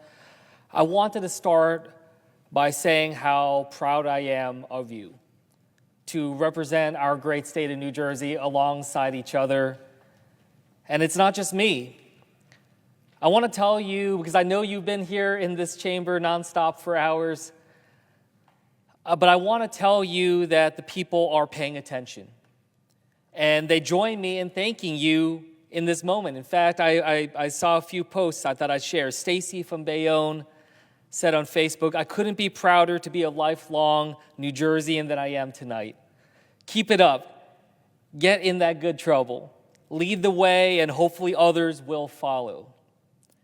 Janie in Princeton said, "Thank you. Proud that you are my senator and that you are bringing big Jersey energy to D.C. tonight." Vicky in Ewing said, "We are sending our strength to you. Medicare and Medicaid should not be touched." And someone on Reddit even said, "I hope he wore the most comfortable and supportive shoes he could find."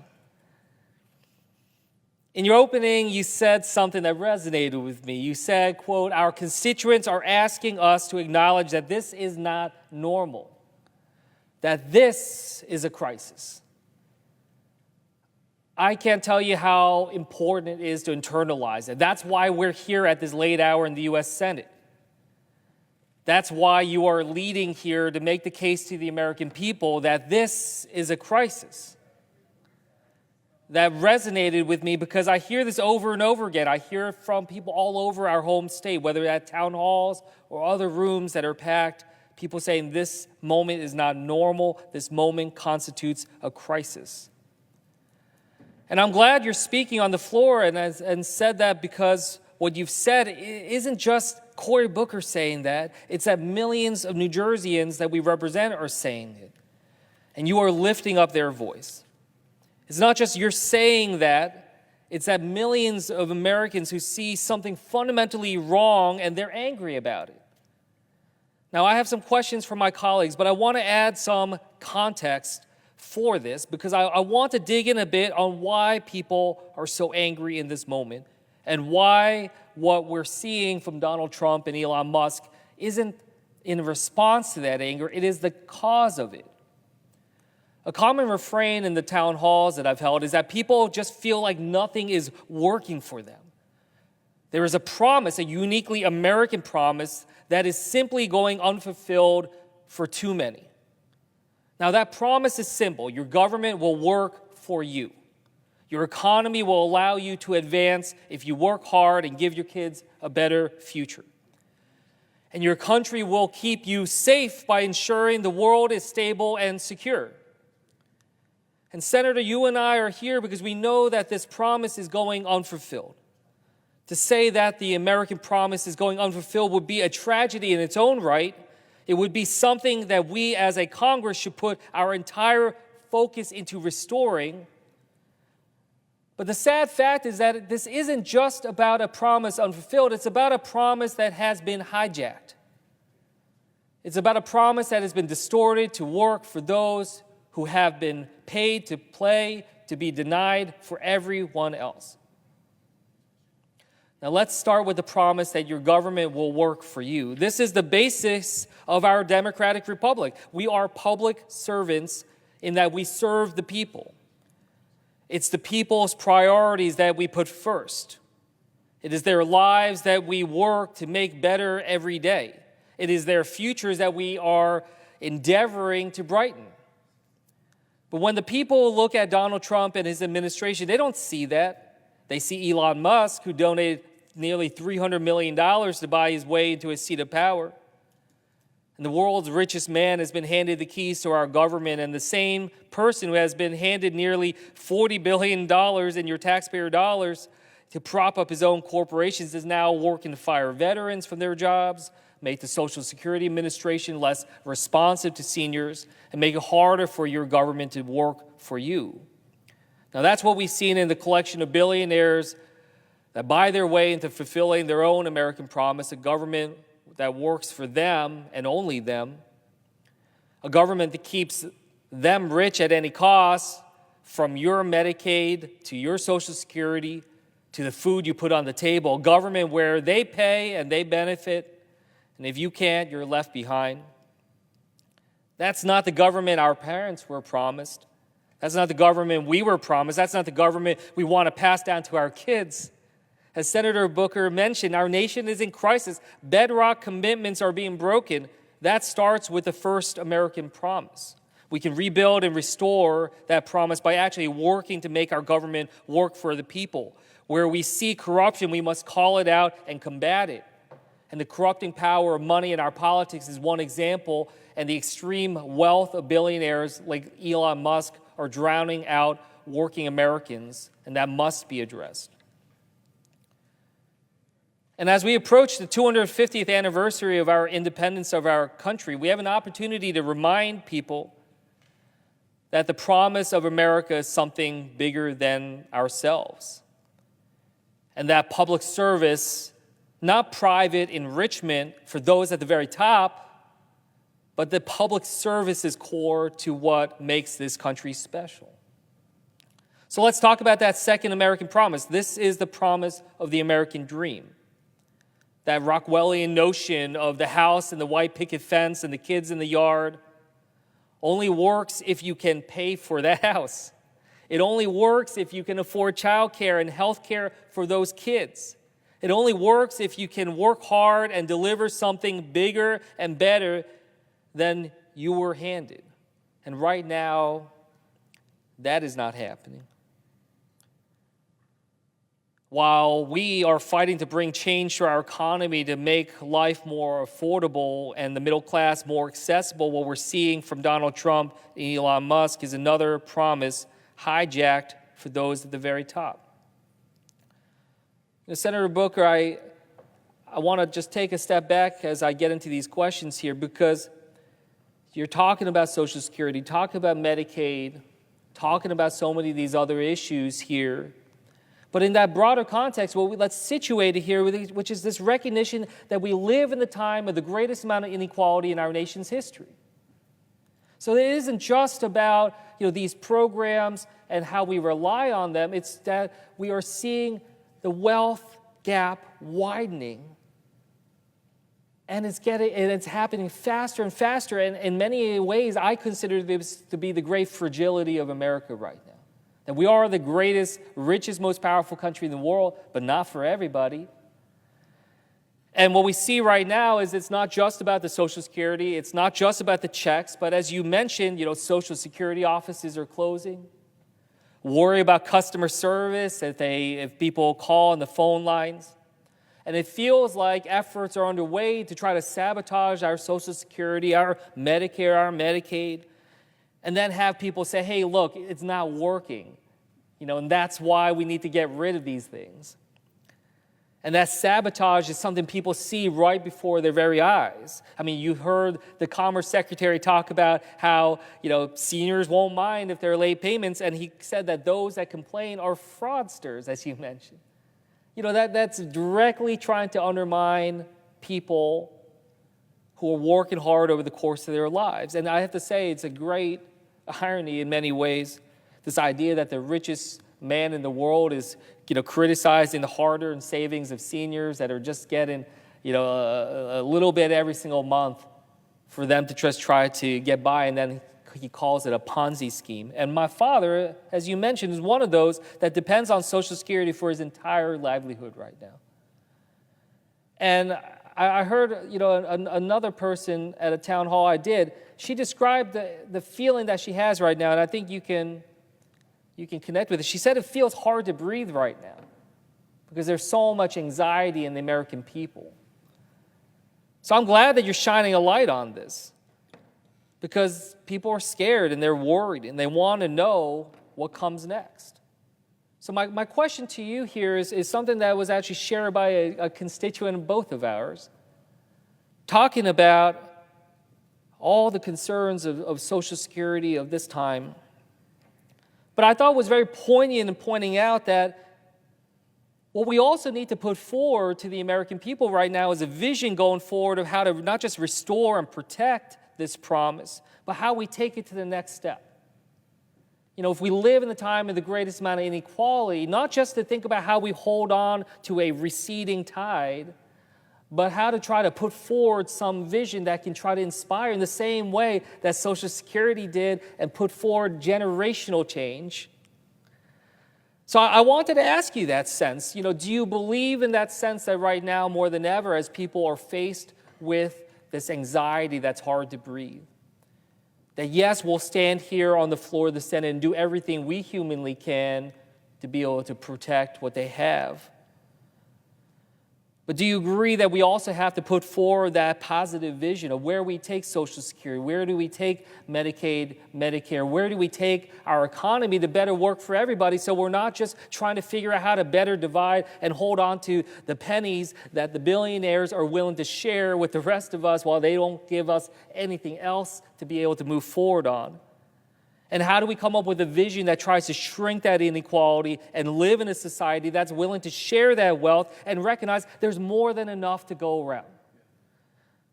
And that's not zero-sum. And that we can be stronger together in that way. And I'd love to hear how you can paint that vision for the American people. So I will answer your question, but knowing that my mom's watching right now, I want to, before I answer the question, I just want to tell folks who may not know about my relationship with my other senator from New Jersey. It is probably one of the more interesting relationships in here. I always tell New Jerseyans I voted for Andy Kim before anybody else did because I was on an interview committee for the Rhodes Scholarship in New Jersey. And I was a former Rhodes, and I really wanted the experience of what it was like to be on the other side because my experience was quite interesting. And these incredible folks came in, and young people from New Jersey were amazing, applying for this extremely competitive scholarship. And Andy Kim was one among that number, and he blew the committee away. So way back, I'm going to retain the floor, but ask you a question. What year was that? That would have been 2004. 2004. 21 years ago. How many years? 21 years. 21 years ago. In 2002, I had lost a run for mayor, and 2006 I run again. So I was sort of in between trying to do my work in Newark, and he blew me away. And I knew then that he was this extraordinary man of character and brilliance, this great mix of heart and head, this great mix of honor, and a fierce ambition to make a contribution to the world. And if you followed Andy's career, he has been a public servant in some of the highest levels in the administration. But then he ran for Congress, and I remember that race, and you electrified not just the district you represented, but really the whole state of New Jersey. And then he came here. But moment that I remember most was during the January 6th attack. I was here on the Senate floor in this very seat, and will never forget how back here, Mark Kelly, an unbelievable senator who, he and I were two of the last people off the floor, along with one of our Republican colleagues, just trying to make sure if anybody broke through, we would be there. I couldn't believe it, that I was a senator. I was thinking about having to fight my way off the Senate floor. But I remember that we got to an undisclosed location, and then a lot of senators were in safe spots, and a lot of House members were safe spots, debating about what to do. I'm so happy we came back late and continued the business of the government, the transfer of power. But while all these senators were dealing with the big issues and whatever, Andy Kim took a broom, plastic bags, and just began cleaning up under the Capitol dome. Remarkable humility shown in a humble gesture about his love of country. And now here we stand on the Senate floor,